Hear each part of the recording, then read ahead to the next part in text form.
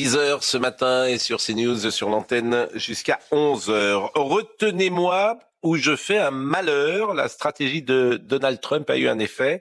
Elle a provoqué un cessez-le-feu pour une période de 15 jours. Cessez-le-feu accepté par l'Iran. Une période de négociation est ouverte. Le détroit d'Ormuz sera rouvert très vite. Donald Trump a parlé d'une victoire totale. Alors évidemment, l'Occident ce matin se réjouit, les marchés repartent à la hausse, le business est préservé, c'est l'essentiel. J'imagine aussi l'automobiliste français qui pense à son plein d'essence. Il entend que le prix du baril a baissé, il devine que les files d'attente à la station-service disparaîtront, que le litre de gasoil repassera sous les 2 euros. Il n'est pas mécontent, l'automobiliste français, d'apprendre ces bonnes nouvelles. Comment lui en vouloir? Je pense en revanche aux Iraniens qui vivent sous la terreur depuis 47 ans. Ils comprennent que Trump n'a qu'un objectif, se sortir au plus vite de cette guerre qui contrarie l'économie et agace ses électeurs. Trump a vaincu la menace nucléaire iranienne, c'était l'essentiel. Que le régime des mollahs tombe ou pas, c'est secondaire pour lui. Alors oui, il faut penser aux Iraniens ce matin qui comprennent que ces négociations engagées au Pakistan calmeront les tensions sur la planète. Hélas, elles ne chasseront pas du régime ces barbares qui tuent et qui torturent. Un espoir existait, il est aujourd'hui entamé. Retenez-moi où je fais un malheur, disait Trump. Tout ça pour ça. Penseront peut-être les Iraniens ce matin. Il est 9h, Alice Sommerer.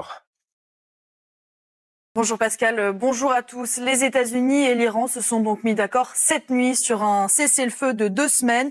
Donald Trump assure que les États-Unis ont gagné une victoire totale et complète. L'accord en 10 points prévoit notamment la réouverture du détroit d'Ormuz où près de 3000 navires sont bloqués. Téhéran a de son côté indiqué que des pourparlers commenceront à partir de vendredi au Pakistan. 3 salves de missiles ont été tirées cette nuit par l'Iran en Israël. Des frappes quelques instants après l'annonce de Donald Trump de repousser son ultimatum. Les systèmes de défense ont été immédiatement activés. Plusieurs explosions ont été entendues à Jérusalem, Jéricho et en Cisjordanie. Le Premier ministre israélien Benjamin Netanyahou assure que le cessez-le-feu n'inclut pas le Liban. Israël qui dit soutenir les efforts américains pour s'assurer que l'Iran ne représente plus de menaces nucléaires. Mais les frappes israéliennes se poursuivent et Tsahal a appelé les habitants de Tyr dans le sud du Liban à évacuer. Et puis cette nuit, 8 personnes ont été tuées à Saïda. Après 3 ans et demi de détention, Cécile Collère et Jacques Paris seront de retour ce matin en France. Emmanuel Macron a annoncé hier qu'ils avaient quitté la République islamique. C'est un soulagement pour nous tous et évidemment pour leurs familles, a-t-il dit. Ces 2 enseignants ont passé la nuit à Bakou, en Azerbaïdjan.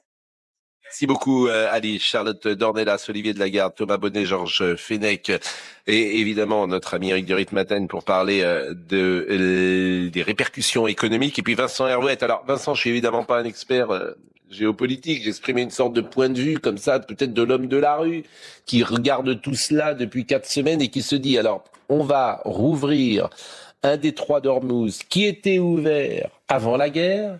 Et c'est ça finalement le point de la négociation. On a ouvert une guerre, on a fait une guerre, le détroit était ouvert et finalement à la fin de la guerre, la négociation c'est qu'on le rouvre alors qu'il était ouvert avant. Bon, vous vous croyez sceptique hein? Non, je ne dis pas sceptique. Très optimiste. Je pensais aux Iraniens tout simplement. Non, mais vous êtes optimiste. Par exemple, le détroit d'Ormuz, les Iraniens prétendent que les Américains leur ont reconnu le droit de contrôler l'ouverture et la fermeture du détroit d'Ormuz. C'est-à-dire que en quelque sorte, le détroit serait désormais privatisé au seul bénéfice C'était pas le cas des Iraniens. Ah, bien sûr que non, il y avait la liberté de circulation dont profitaient les pétromonarchies qui sont en face. Et désormais, donc, les petits Émirats du Golfe seront sous la menace permanente d'un caprice de Téhéran qui décidera qui passe pas, pourquoi, quand, comment, etc. Si c'est vraiment le cas, ils ont du souci à se faire. Donc la situation des Iraniens est renforcée, vous diriez ce matin? Ah ben, si on croit la presse de Téhéran, on n'est pas obligé, hein, en même temps. Mais vous savez bien que la presse de Téhéran, elle dit ce que les Iraniens, le régime comment le régime voit les choses. Et le régime prétend que ce qui a été dealé avec les Américains, c'est ça. Sur les détroit d'Ormuz, c'est ça. Sur l'enrichissement de l'uranium, il va continuer parce que c'est autorisé, c'est légalement autorisé, à vocation civile. Mais ils ont toujours dit qu'ils faisaient de l'uranium et faisaient de l'enrichissement pour du nucléaire civil. Il n'y a rien de neuf sous le soleil. Et quant au proxy, c'est-à-dire le Hezbollah, les Houthis du Yémen, etc., les milices irakiennes, il n'y a pas un mot, a priori, dans l'accord. Donc tout reste à faire. Ce qu'il y a ce matin et dont il faut se réjouir, c'est un grand soulagement que l'apocalypse n'ait pas commencé, que la destruction de tout ce qui est debout comme infrastructure ne soit pas en cours. On voit pas très bien comment les Américains auraient pu faire d'ailleurs au bout du compte pour en sortir. On voit le sujet, si vous voulez, de Noémie Hardy, avec notamment les déclarations importantes sur son réseau social de Donald Trump, et on essaye de décrypter tout ça. C'est la toute première condition et la plus importante, la réouverture du détroit d'Ormuz. C'était l'ultimatum de Donald Trump contre l'Iran, une option non négociable pour le président des États-Unis. Sous réserve que la République islamique d'Iran accepte l'ouverture totale, immédiate et sécurisée du détroit d'Ormuz, j'accepte de suspendre les bombardements et les attaques contre l'Iran pour une période de 2 semaines. Le plan de paix proposé par l'Iran serait en une dizaine de points. Voici les principaux. La fin des hostilités en Iran et la garantie américaine de non-agression, mais aussi la fin des hostilités au Liban, le contrôle iranien du détroit d'Ormuz, la poursuite de l'enrichissement de l'uranium par l'Iran, la fin des sanctions contre l'Iran avec le paiement de dommages et enfin le retrait des forces américaines hors du Moyen-Orient. Derrière cet élan de paix, le Pakistan, qui a imploré Donald Trump hier d'accepter cette proposition. C'était un cessez-le-feu très attendu. Depuis le début de la guerre, l'Iran paralyse le détroit d'Ormuz, entraînant de fortes augmentations des prix de l'essence dans le monde. À la suite de cette annonce, les cours du pétrole sont aussitôt repassés sous les $100 le baril.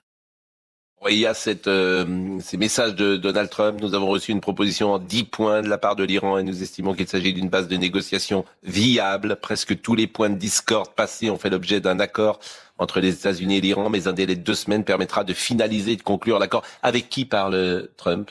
Mais on n'en sait rien, on ne sait pas véritablement qui sont ses interlocuteurs. Il parle avec les Pakistanais, il parle avec le Premier ministre du Pakistan. Ça c'est son interlocuteur, mais au-delà. C'est extraordinaire quand même de répondre. Pardonnez-moi. C'est extraordinaire de répondre. Pour les gens qui nous écoutent, on ne sait pas avec qui négocie Trump. Mais non. C'est-à-dire qu'il n'y a pas d'Iraniens, il n'y a pas de représentants de l'Iran. Il ne faut pas que mon arrogance naturelle masque la réalité. C'est qu'on avance dans un brouillard total. On ne sait pas grand-chose. Franchement, on est comme vraiment l'homme dans la caverne qui regarde les ombres sur la paroi et qui essaie d'en tirer des leçons et de savoir qu'est-ce qui se passe dehors. Mais la réalité de la de la discussion entre Américains et Iraniens, depuis le début du mois de janvier, on sait pratiquement rien. On ne sait pas grand-chose. Même sur la magnifique histoire, là, le week-end dernier, de la libération du pilote, on nous a raconté un récit qui est à peu près cohérent. Mais on ne sait pas, en fait, si c'est vrai ou pas. On peut aller vérifier ça sur place. Moi, on me raconte, j'ai des gens au bout du fil qui me disent, tiens, par exemple, qui me disent, les Saoudiens ont refusé que des Iraniens fassent défection chez eux. Ça, ce sont des responsables saoudiens qui vous disent, vous dites, c'est formidable, il commence à y avoir des fissures dans le régime, peut-être qu'il va s'effondrer. C'est notre souhait à tous, en réalité. C'est notre rêve. Depuis le début, on espère. Et puis en réalité, non. Une défection, on ne sait rien. Voilà, on sait très peu de choses. Olivier de Lagarde. On n'en sait rien. Moi, je vous trouve très sévère à l'égard des États-Unis, de dire que finalement, il s'est presque rien passé durant 5 semaines. Or si, il s'est passé quand même quelque chose de fondamental. Il y avait une grande puissance régionale qui s'appelait l'Iran, qui militairement est à genoux. Ça, on le sait à peu près. Il n'y a plus un avion militaire qui vole en Iran. Il n'y a plus un bateau iranien qui vogue. Ce pays n'a plus d'armée. Alors ensuite, c'est la fin de la guerre. Moi, je pense que c'est pas complètement la fin de l'histoire. Parce qu'on va voir ce que ça va donner, on va voir comment ce régime, qui a déjà changé, parce que ce régime n'est plus un régime théocratique, c'est ce que j'ai lu, j'ai entendu, c'est plus les mollahs qui dirigent, ce sont les moudjahidines du peuple, les gardiens de la révolution. C'est un petit peu différent, c'est pas forcément une bonne nouvelle d'ailleurs, mais c'est un petit peu différent. On va voir comment tout ça va évoluer, comment est-ce que la population va évoluer. Il ne s'est pas rien passé pendant 5 semaines. Et puis alors il y a en plus la victoire pour Israël qui est un autre sujet. Charlotte Dornelas. C'est-à-dire que si il y a plus d'armée iranienne parce qu'il y a plus de bateaux et d'avions, j'ai pas l'impression qu'ils comptaient beaucoup sur les bateaux et les avions, les Iraniens. Ils font pas la guerre avec des bateaux et des avions depuis le début, donc c'est assez anecdotique. On nous disait depuis le premier jour de la guerre que leurs avions Et plus d'armes nucléaires. les bateaux. C'est anecdotique. Bah ça, moi, l'arme nucléaire, j'en sais rien en fait. Non, mais Donald Trump nous dit, on nous dit encore que les kilos d'uranium enrichi, on ne sait pas où ils sont. Donc je vois pas où est la bonne nouvelle factuellement. Et par ailleurs, l'Iran revendique lui aussi la victoire au lendemain de... Ensuite, tout le monde va dire qu'il a gagné. Hein, ça, oui, mais donc tout le monde va dire qu'il a gagné, mais factuellement, aujourd'hui, on a le Qatar qui est ultra inquiet, l'Iran qui frappe des champs de pétrole en Arabie Saoudite, et Donald Trump qui nous dit on va négocier en effet sur le détroit d'Ormuz qui pourrait revenir aux mains des Iraniens. Et par ailleurs, un Donald Trump qui, même sur la négociation avec le régime, nous change de nom toutes les 2 heures, en évoquant certains noms qui laissent présager un régime qui ne s'assouplit pas, si je peux Peut-être donc c'est un peu que la lumière va venir d'Emmanuel Macron, puisqu'il a parlé ce matin. Et je vous propose de l'écouter. Et il nous donne son analyse de ce qui s'est passé cette nuit. Emmanuel Macron. Quelques heures après l'annonce d'un cessez-le-feu, je vais ici saluer, qui est pour le moment, autant que l'information soit juste, respectée sur le terrain. Et donc nous attendons que pour en effet les jours et les semaines qui viennent, ils puissent être pleinement respectés dans toute la région et permettre que des négociations se tiennent, qui, comme d'ailleurs la France le défend depuis 2018, permettent de régler de manière durable les questions nucléaires, balistiques, régionales qui ont trait à l'Iran. Qu'est-ce qu'a obtenu Donald Trump? Voilà une question la plus simple du monde. Il a obtenu un sursis par rapport au défi quasi irréaliste qui était le sien. Le pari qu'il avait fait était intenable, changer le régime du haut du ciel, sans mettre des hommes sur le sol, dans une durée très courte, 5 à 6 semaines. On est à 5 semaines et demie. Hein, et que ça ne coûte pas la vie à un seul Américain, pas de sang versé côté américain. C'est ça, vous faites pas la guerre. Si vous faites la guerre à 10 000 pieds, sans vouloir y mettre le prix, sans risquer en ayant une durée très limitée, la guerre en passant, ben évidemment vous avez des résultats limités. Or, les résultats qu'ambitionnait Donald Trump étaient extrêmement ambitieux. Ce qu'il y a maintenant, c'est qu'il y a 15 jours de négociations qui sont prévus. Là, il y a la palabre. Et après avoir décapité le régime, les Américains peuvent espérer qu'au moment où les Iraniens s'assoient autour de la table, ils les prennent enfin au sérieux. Je vous interromps parce que Cécile Collère et Jacques Paris sont arrivés à Paris. Donc on n'a pas d'image, me dit Benjamin. Parce que c'est Benjamin qui est avec nous ce matin, mais c'est quand même une information importante. Cécile Collère et Jacques Paris sont... D'abord, c'est une information, une bonne nouvelle. Donc il n'y en a pas tant que ça. C'est enfin, il y a du soulagement ce matin, pas uniquement sur les marchés. Oui. Il y a des bonnes nouvelles quand même. Notre ami... L'espoir. J'ai pas le soulagement qu'il n'y ait pas eu un déluge de feu sur l'Iran, mais... On a quand même un peu Georges Fenech. Je ressens en tout cas un peu la gueule de bois ce matin. Pourquoi la gueule de bois? Parce que on sait que les Iraniens vont toujours être soumis aux jougs barbares de ce régime, qu'il va y avoir sans doute des règlements de compte plus nombreux. Je n'ai pas entendu encore de réaction, à moins que Vincent l'ait entendu, israélienne, parce que n'oublions pas que c'est une guerre qui ne concerne pas uniquement les Américains, mais aussi les Israéliens. Quelle est la réaction des Israéliens qui, eux... Il y a une réaction israélienne. Alors, je la connais pas. Ah si, le Liban ne fait pas partie de la négociation. Ça, elle est claire. Oui, mais enfin, je l'ai pas entendu. Bah si, il y a une réaction. D'accord. Bah si. C'est le bureau de Benjamin Netanyahu. Là, il y a une réaction. Ils se félicitent de l'accord. On va rester. Ah bah c'est existentiel pour Israël. On le dit depuis. Je parlais de gueule de bois parce que Israël n'est toujours pas sorti d'une menace iranienne. Bien sûr que surtout s'il continue à enrichir l'uranium. Bien sûr, mais Israël n'est pas sur la position. Mais donc, là, il n'y a rien de nouveau. Olivier, que l'épilogue n'est pas dit encore. Et je pense qu'on est sur une période de 15 jours très précaire. Et je n'imagine pas qu'on en reste là. Quoi. Non, voilà. Bon, ça c'est la vision optimiste. La vision optimiste, c'est un mot. La vision optimiste, c'est que il y a 15 jours, et ça peut être prolongé, de négociations, et que peut-être qu'au bout du compte, il y aura ce grand marchandage, Great Bargain, que les Américains rêvent, dont les Américains rêvent depuis 1980, depuis la révolution islamique, et peut-être qu'il y aura enfin un accord entre la grande puissance de la région, l'Iran, et les États-Unis. On peut aussi en douter. Bon, et si on va voir Hormuz. On va voir Hormuz. Qui grande puissance de la région. On va voir. Non, mais on pense à Reza Pahlavi, tous ces gens qui ont souhaité, qu'on n'entend plus d'ailleurs. On peut avoir aussi un peu d'étonnement du peuple iranien qui manifestement, alors ça doit être très dur de vivre sous le joug de cette théocratie ou de cette dictature, mais qui n'a pas réussi lui-même à renverser ce régime. Il n'y a pas d'armes. Non mais j'entends. On nous a raconté des fadaises.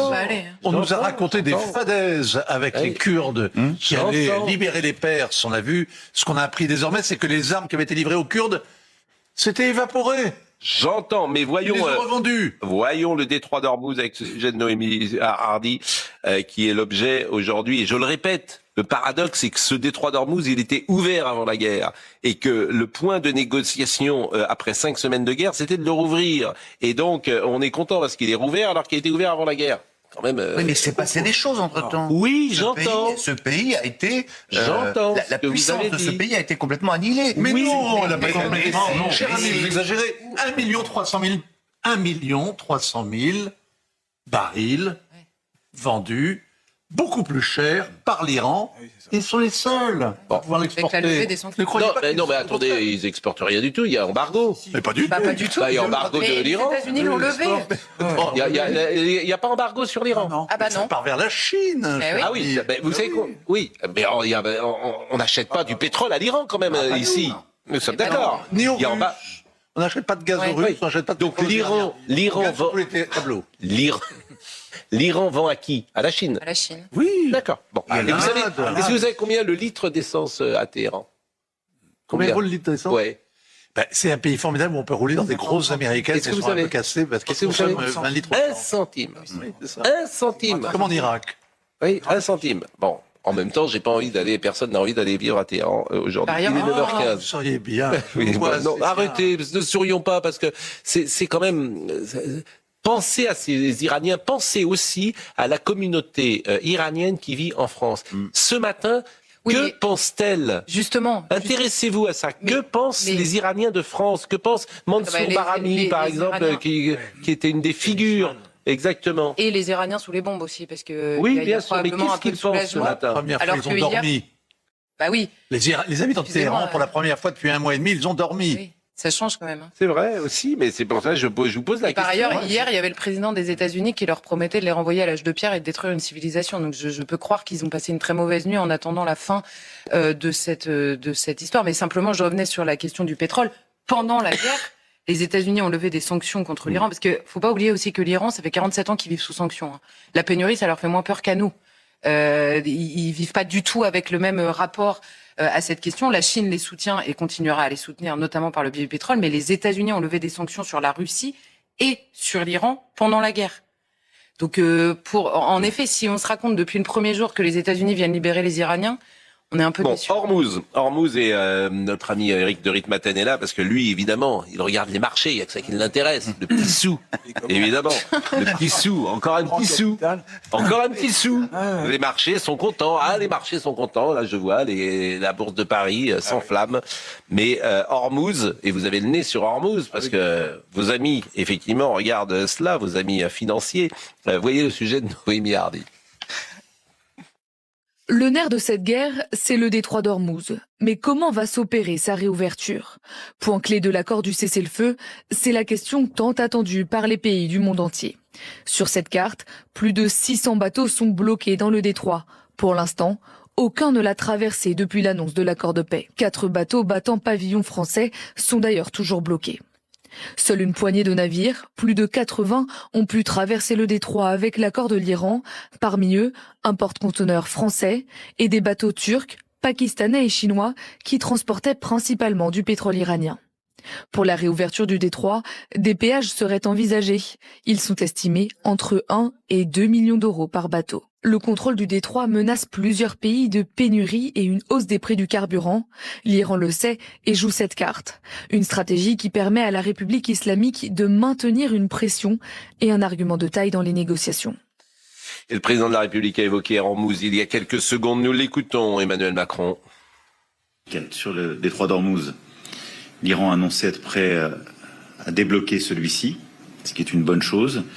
Et nous travaillons depuis plusieurs semaines à mobiliser nos partenaires en Asie, en Europe, dans la région.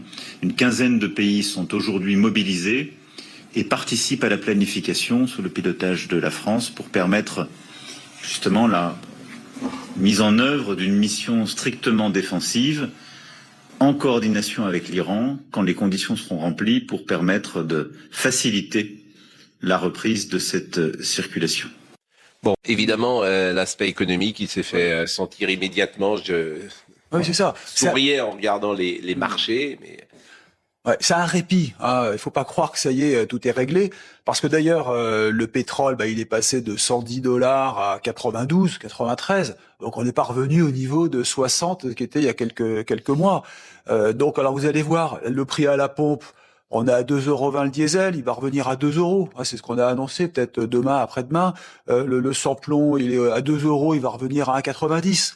On n'est quand même pas à 50 de l'époque normale. Non, mais donc c'est un répit. Il n'y aura pas de fil d'attente. Non, alors aujourd'hui, il n'y aura personne, parce que comme l'essence est au prix haut, au prix fort, on va attendre sûrement demain ou après. Ce que je veux préciser quand même, c'est que et là où c'est important, avec la réouverture du détroit d'Ormuz, c'est surtout pour le gaz et tous les produits dérivés, parce qu'on parle toujours du pétrole. Nous, en France, on n'est pas concernés. On achète le pétrole aux États-Unis. 18% de notre pétrole vient des États-Unis. On achète au Kazakhstan et on achète au Nigeria et autres pays. Bon, mais le plus important, c'est le fournisseur américain. Donc, on n'a pas. C'était idiot quand on a dit il y aura pénurie. Ça nous concerne pas. Par contre, le gaz, là, c'est important. Et d'ailleurs, regardez. Pardonnez-moi, il y a une station sur 5 et il n'y a pas d'essence. C'est autre chose. Ça, c'est Total qui a baissé, qui avait bloqué son prix. Et c'est là où il y avait le plus de files d'attente. Mais le gaz est important. Il a baissé ce matin de 20%.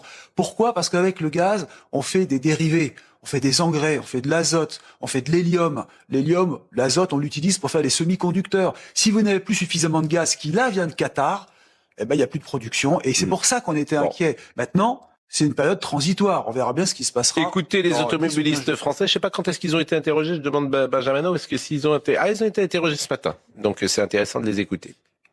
Moi, le souhait, c'est que normalement, on devrait payer 80 centimes le litre à la base, avec toutes les taxes qu'il y a derrière. Donc, le souhait, ça serait que ça se rétablisse à un prix correct pour tout le monde, quoi.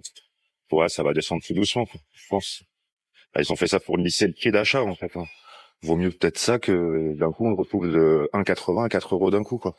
Pour l'instant, là, c'est un peu cher, en espérant que l'effet que ça va baisser et que ça va aller un peu mieux.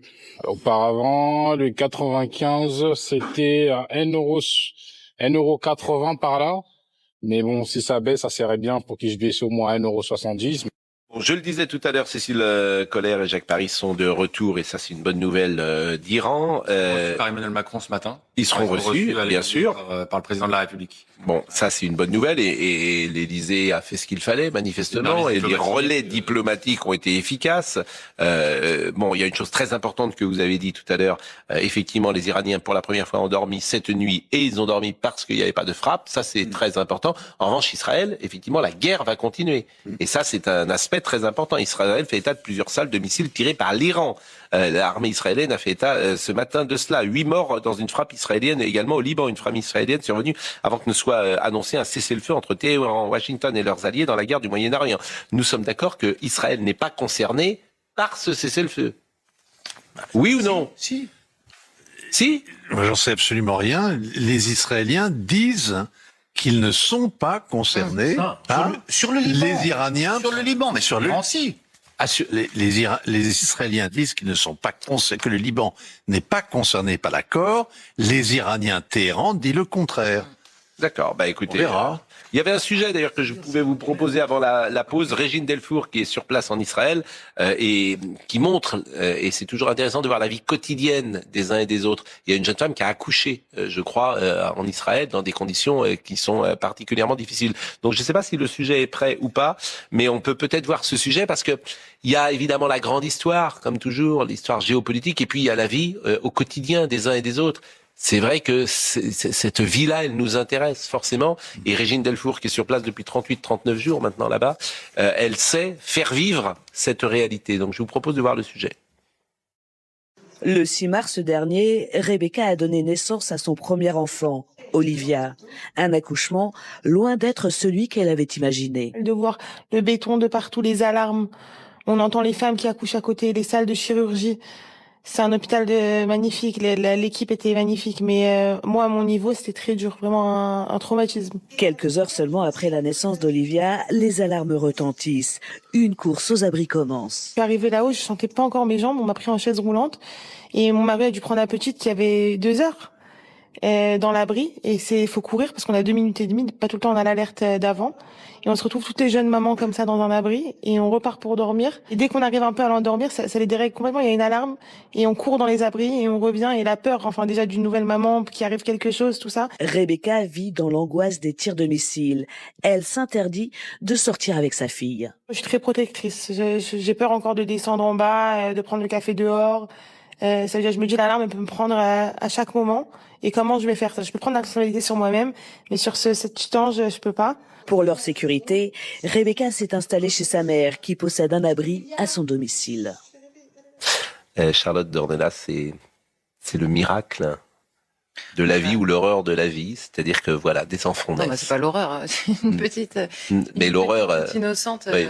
Non, mais évidemment, dans la guerre, la vie continue, c'est une évidence. Et il y a des femmes qui accouchent en Iran, au Liban, en Israël, absolument partout, malgré l'horreur de la guerre. Bon, d'autant qu'un accouchement, ça ne se fait pas en 3 semaines.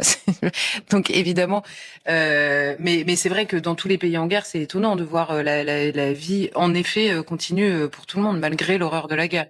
On va marquer une pause et on aura une pensée pour cette petite Olivia qui a donc 15 jours, 3 semaines et qui naît dans des circonstances particulières. Quelle sera sa vie? Voilà des questions. Comme tous les enfants de la région qui naissent en ce moment, la question peut se poser. Bon, tous les enfants du monde, la question de leur avenir se pose, mais dans la région, là, oui, vu les souffrances. On marque une pause.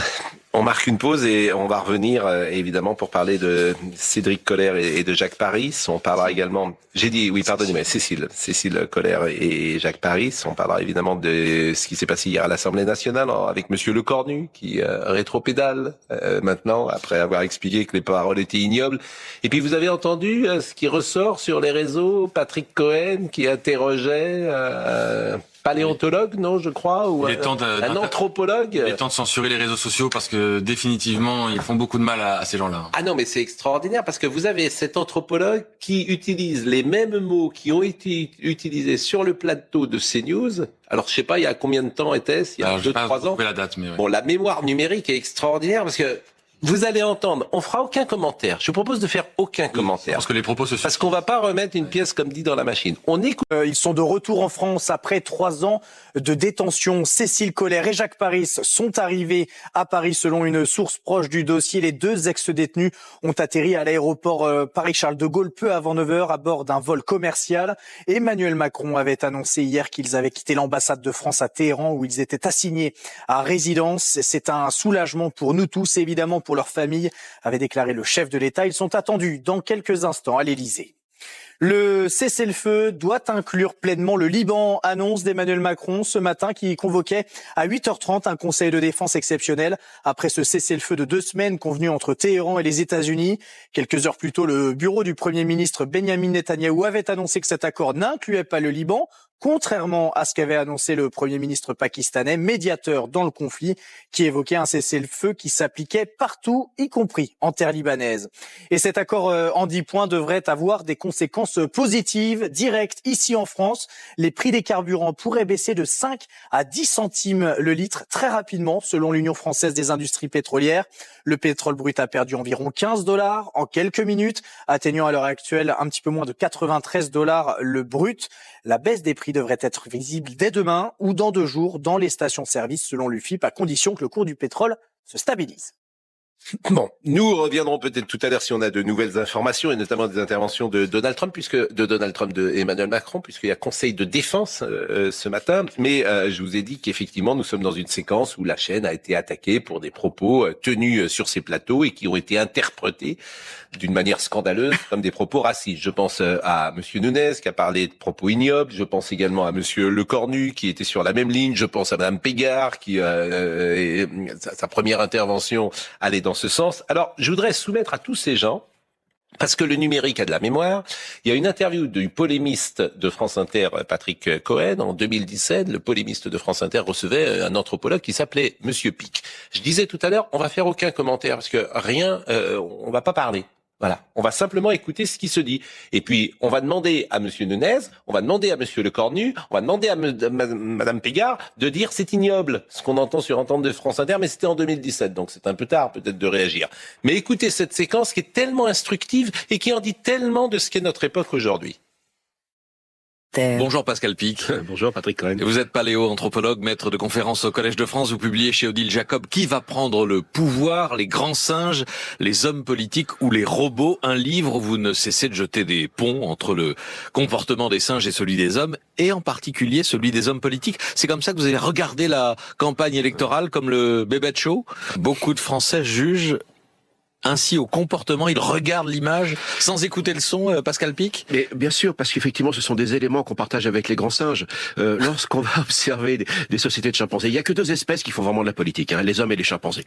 À partir de là, vous regardez les comportements, c'est absolument extraordinaire. Si un chimpanzé était devant notre télévision, il ne comprendrait pas le discours, c'est une évidence. Par contre, il comprendrait ses comportements. Et c'est pour ça qu'on est capable de détecter, chez différentes espèces, notamment chez les chimpanzés, différents types de leadership, comme chez nous. Donc on a des tyrans, des dominants, des magnanimes, ceux qui sont prêts au compromis, voilà. Et ces personnalités ne s'expriment pas par les programmes ni les idées, mais par leurs attitudes. Vous comparez les techniques de conquête du pouvoir, les intrigues, l'usage de la violence, la place accordée aux femmes, les privilèges. Par exemple, les chimpanzés acceptent que les puissants aient des privilèges ou des entorses à la règle commune. Mais absolument. Dans toutes les sociétés humaines, d'ailleurs, c'était très bien décrit par Claude Lévi-Strauss et les anthropologues, mais aussi dans les sociétés de chimpanzés. En général, quand on accepte un leader ou une leader, on consent, ça s'appelle le consentement, à ce qu'ils aient quelques privilèges. Mais tant qu'ils remplissent ce contrat. Bon, là, il n'est pas question de couleur de peau, manifestement, dans cet échange. Manifestement, Patrick Cohen, ça faisait rire à cette époque-là. Personne ne trouvait que ses propos étaient ignobles. J'avais dit que je commenterais pas, mais c'est plus fort que moi. Voilà, pardonnez-moi, mais c'est plus fort que moi. Parce que, franchement... je le répète, quand vous avez des gens qui vous attaquent au plus haut niveau de l'État, et qui se permettent de dire que les propos qui ont été tenus sont ignobles. Mais Monsieur Lecornu, il devrait s'excuser. Et pareil, Monsieur Nunez, il devrait s'excuser. Et Madame Pégard, elle devrait s'excuser si tant est que ces gens soient conscients de cela. Et c'est très intéressant, cette séquence. Parce que quand l'ARCOM va devoir se prononcer sur ce qui a été dit sur ce plateau, j'espère qu'elle entendra cette séquence. Et quand la justice, qui sera, paraît-il, saisie, j'espère qu'elle entendra de la même manière. Ça s'appelle de l'instrumentalisation, faut pas être dupe, et notre travail, c'est de le dire. Notre travail, c'est, quand il y a du racisme, c'est de le souligner, effectivement, parce que le racisme, on le répète, c'est pas une opinion, c'est un délit. Si quelque chose est dit sur ce plateau, et c'est notre responsabilité, en tout cas la mienne, de veiller à cela, si quelque chose est dit autour de cette table, d'être extrêmement vigilant, mais ce cirque qui a été monté au plus haut niveau de l'État, avec l'extrême centre et l'extrême gauche, qui ont un point commun de vouloir ou fermer ces news, ou d'attaquer d'avoir les mêmes objectifs, c'est juste un scandale en fait. Ces gens, pour moi, Monsieur Lecornu, il s'est discrédité à jamais, à jamais. Et pareil pour Monsieur Nunez. S'il devait y avoir des excuses, comme vous le suggérez, moi j'y crois pas du tout. Il y aura pas d'excuses. D'ailleurs, ils rétropédalent, ils ont bien compris, parce qu'en fait, l'opinion publique. C'est eux qui vont être les premières victimes. Les gens vont leur dire, mais enfin, vous dites n'importe quoi. D'ailleurs, ils disent n'importe quoi. Ils disent n'importe quoi, ils font n'importe quoi. Donc, s'il devait y avoir des excuses à l'égard de notre chaîne, il devrait aussi y avoir des excuses à l'égard des deux personnalités qui sont jetées en pâture. Je pense à Michel Onfray et Jean Dorido. Je ne sais pas comment ils doivent vivre cette séquence, mais ça doit être terrible. Et on le sait qu'ils sont irréprochables, on les connaît, l'un et l'autre. Et ils ont tenu des discours de philosophes et d'anthropologues, mais en aucun cas de racistes ou de politiciens racistes. Maintenant, moi, vous savez, je me fais pas beaucoup d'illusions, ni sur des excuses qui ne viendront pas, ni sur une possible interprétation de la justice. Vous savez, il y a une jurisprudence qui dit allusion, par le racisme par allusion. Ça existe, hein, cette jurisprudence. Donc moi, je serai à la place et de notre chaîne et des deux personnalités. Je prendrai un très bon avocat sur ce sujet-là. Juste un mot sur les réseaux sociaux, parce que c'est intéressant, ça vient encore des réseaux sociaux. Et quand on parle parfois de la volonté du gouvernement de réguler les réseaux sociaux, vous voyez, ça permet parfois de percer le récit dominant dans les médias. Et en fait, c'est par les réseaux sociaux parfois qu'arrivent des faits nouveaux dans le débat public qui ensuite permettent de faire évoluer les positions des uns et des autres. Et je crois que c'est très sain pour notre démocratie. Et donc, il faut à chaque fois s'alerter quand il y a des menaces sur les réseaux sociaux, sur l'anonymat, le pseudonymat, etc. Mais moi, ce que j'attends d'un homme politique, c'est un peu de courage. Et vraiment, avoir dit que ces mots étaient ignobles, comme l'a dit monsieur Le Cornu, je le répète, c'est discréditant. Je peux pas dire autre chose que cela. Parce que d'abord, c'est donner un avis sur quelque chose qui n'est même pas jugé. C'est hurler avec les loups. Hurler avec les loups. Alors l'extrême gauche, je comprends. Je comprends l'agenda politique de l'extrême gauche.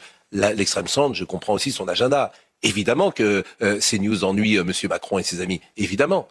Évidemment, puisque nous avons un rapport à la réalité et un rapport à la vérité. Donc ce qui se dit ici, ça ne doit pas leur plaire beaucoup.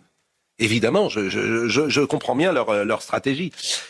Écoutez ce qui se disait hier à l'Assemblée nationale entre Madame Panot et justement et Monsieur Le Cornu. Carré trop pédalé parce que il est pas sot, Monsieur Le Cornu. Il est pas très courageux, mais il est pas sot. Donc il a bien compris que la semaine dernière, il avait fait une erreur. Écoutez cet échange.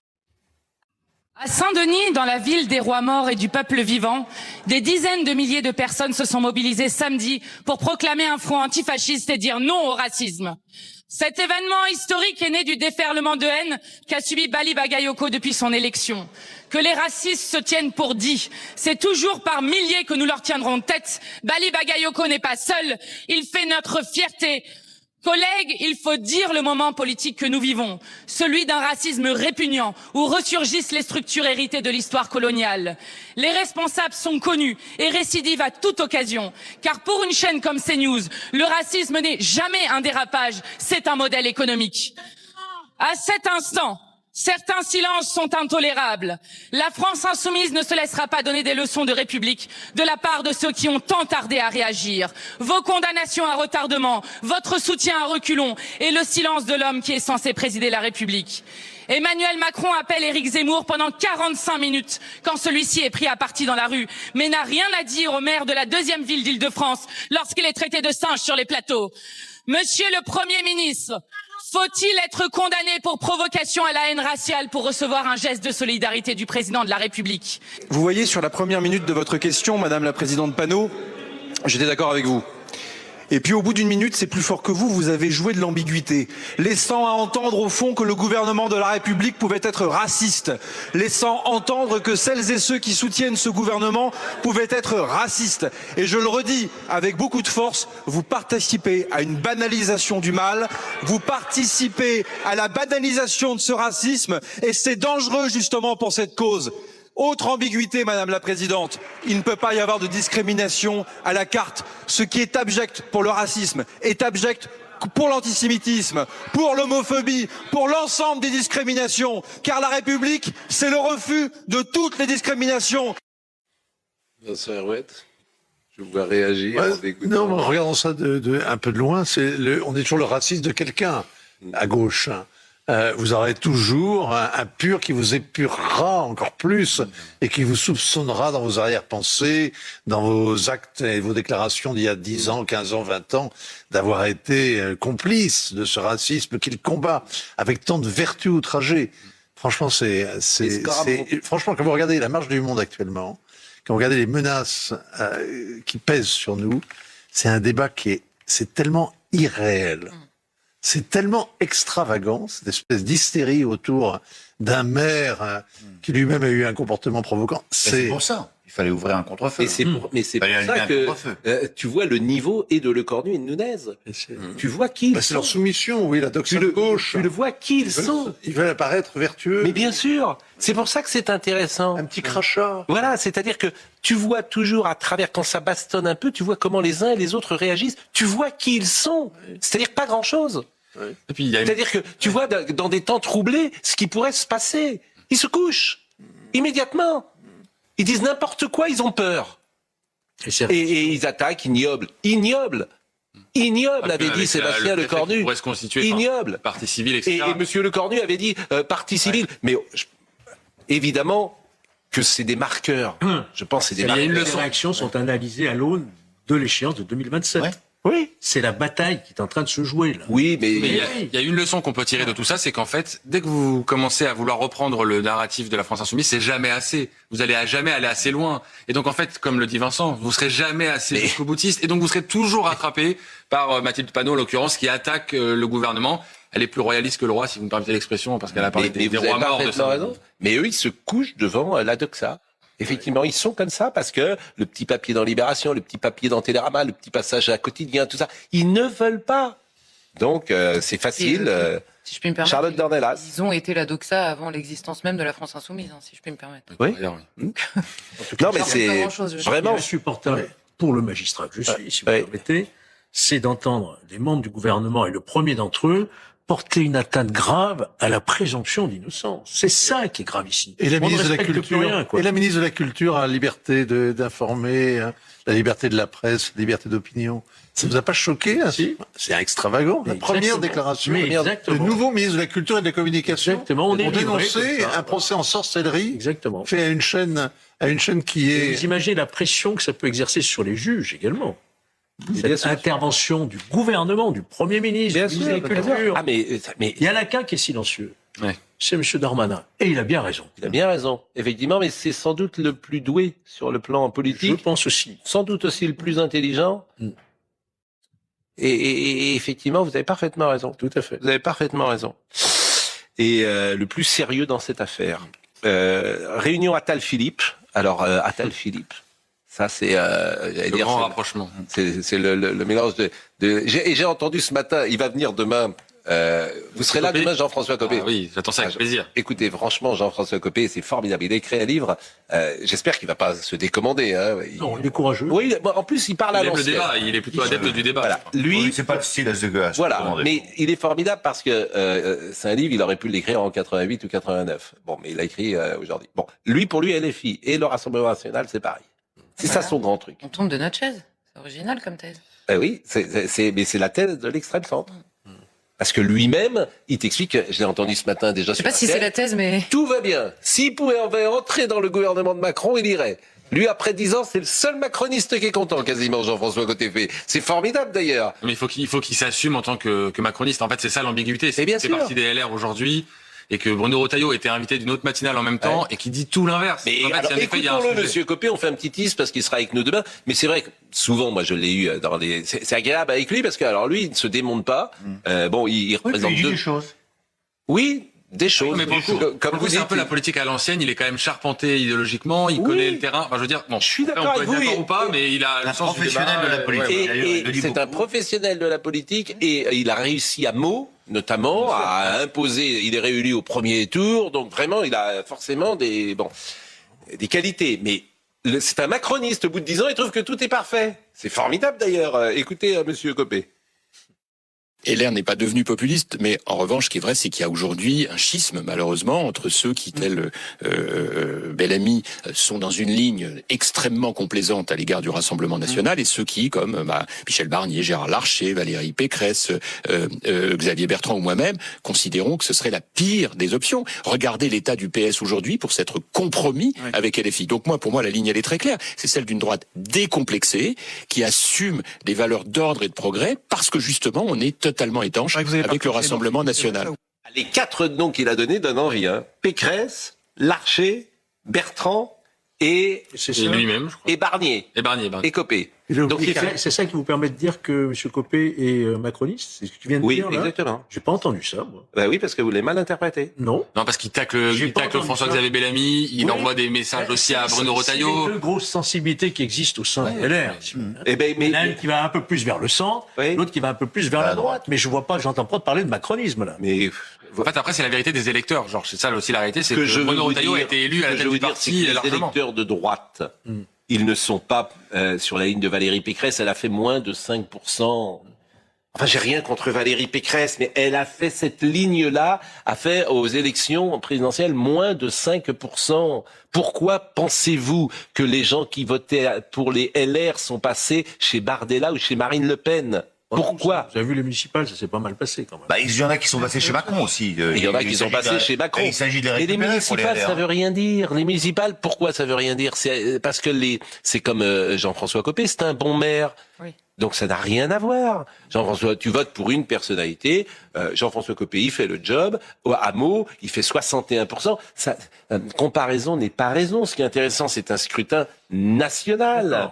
Et au scrutin national, Madame Pécresse, elle représente moins de 5%. Donc elle ne représente pas manifestement ce courant-là. Je pense que les LR sont largement au-dessus de 5% aujourd'hui. Mais vous en savez rien, moi non plus. Il parle à ce score, mais non. Il parle de l'état du PS. En effet, on pourrait parler de l'état des LR aussi. Bon. Et alors, vous parlez on des en parlera municipales. demain avec lui. Vous parlez des municipales, simplement un exemple. À Nîmes, par exemple, le maintien de la candidature des Républicains face au RN. Qu'est-ce qui se passe à la fin? C'est les communistes qui gagnent. Et bien sûr. Une ville qui est majoritairement pourtant à droite. C'est les électeurs, et c'est ce qui s'est passé à Marseille. Madame Vassal, les électeurs, ils voteront plus pour les LR. Puisqu'ils savent que tu votes pour Madame Vassal et c'est Monsieur Payan qui est élu. Ils ont compris, hein, les électeurs. Ils sont pas idiots. Bon, en tout cas, on en parlera demain, ça sera passionnant. Il viendra demain à 10h. Donc, Attal Philippe. Attal Philippe, je vais pas dire que c'est la carpe et le lapin, mais au fond, c'est les mêmes d'ailleurs. Oui, ça se ressemble, là. Au fond, c'est les mêmes. Il y a des problèmes de personnes. Alors, avec eux, on est sûr d'une chose, ils sont sympathiques tous les deux. Ils sont évidemment intelligents tous les deux, il n'y a pas de souci. Il y a un truc dont on est sûr, il se passera rien.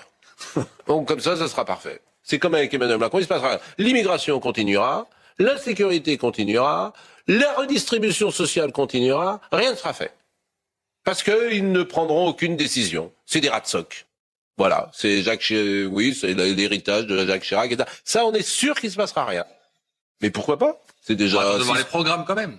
On va sur pièce. Et la première chose qu'a dit Monsieur Philippe, j'ai vu ce qu'il a dit sur l'immigration. Sur l'immigration, faut l'accélérer, c'est ce qu'il a dit. Il a tout bien compris la demande des Français. Bon, la demande des Français, c'est écouter Thomas Hill tous les jours à 9h50. Comment ça va? Les gens demandent. Ça va et vous, Pascal? Et toute votre équipe d'ailleurs. Je salue. Pourquoi je vous entends plus? Qui a dit des choses très intéressantes sur le cinéma. Oui, j'ai vu ça. Où la plupart des films ne marchent pas. C'est ça? Oui, mais ça c'est... Et que ça se finance grâce aux deux qui fonctionnent en fait. Oui, mais c'est pas ça le plus intéressant si vous me permettez. Parce que ça a toujours été. C'est les producteurs. Exactement. C'est ça qu'il dit. Dans le temps, les producteurs misaient leur argent. Et aujourd'hui, le système a un peu changé. Et ça, c'est vraiment très intéressant. C'est vrai. Avant, il y avait un peu des artistes. Alors, ils perdaient, Toscan du Plantier, des gens comme ça, Claude Berry, ça pouvait perdre beaucoup d'argent.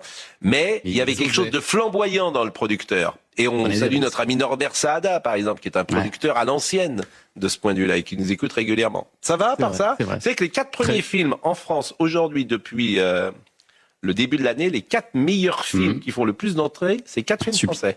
Marsupilami, c'est ça? Gourou. Ouais. Les Enfants de la Résistance. Les Enfants de la Résistance avec Gérard Jugnot. Ouais. Exactement, qui est un gros. Et puis il y a des succès, par exemple, Chers parents, c'est rendu quasiment à 1 million. Mais oui, personne on avait parlé n'en ici, mais parle c'est très de drôle, Chers parents. C'est très drôle, Chers parents. Ah oui, qui était une bonne pièce d'ailleurs avec Bernard Allan. Ouais. Je suis allé voir hier Juste une illusion, le nouveau film des frères, j'ai envie de dire, mais d'Éric Toledano et Frères Nakache. Frères Nakache, c'est autre chose, ils chantent. Et Juste une illusion, je pense que ça va être un succès aussi. Ils seront avec nous la semaine prochaine pour en parler. Mais c'est un portrait des années 80 qui, je pense, devrait vous plaire aussi, Pascal.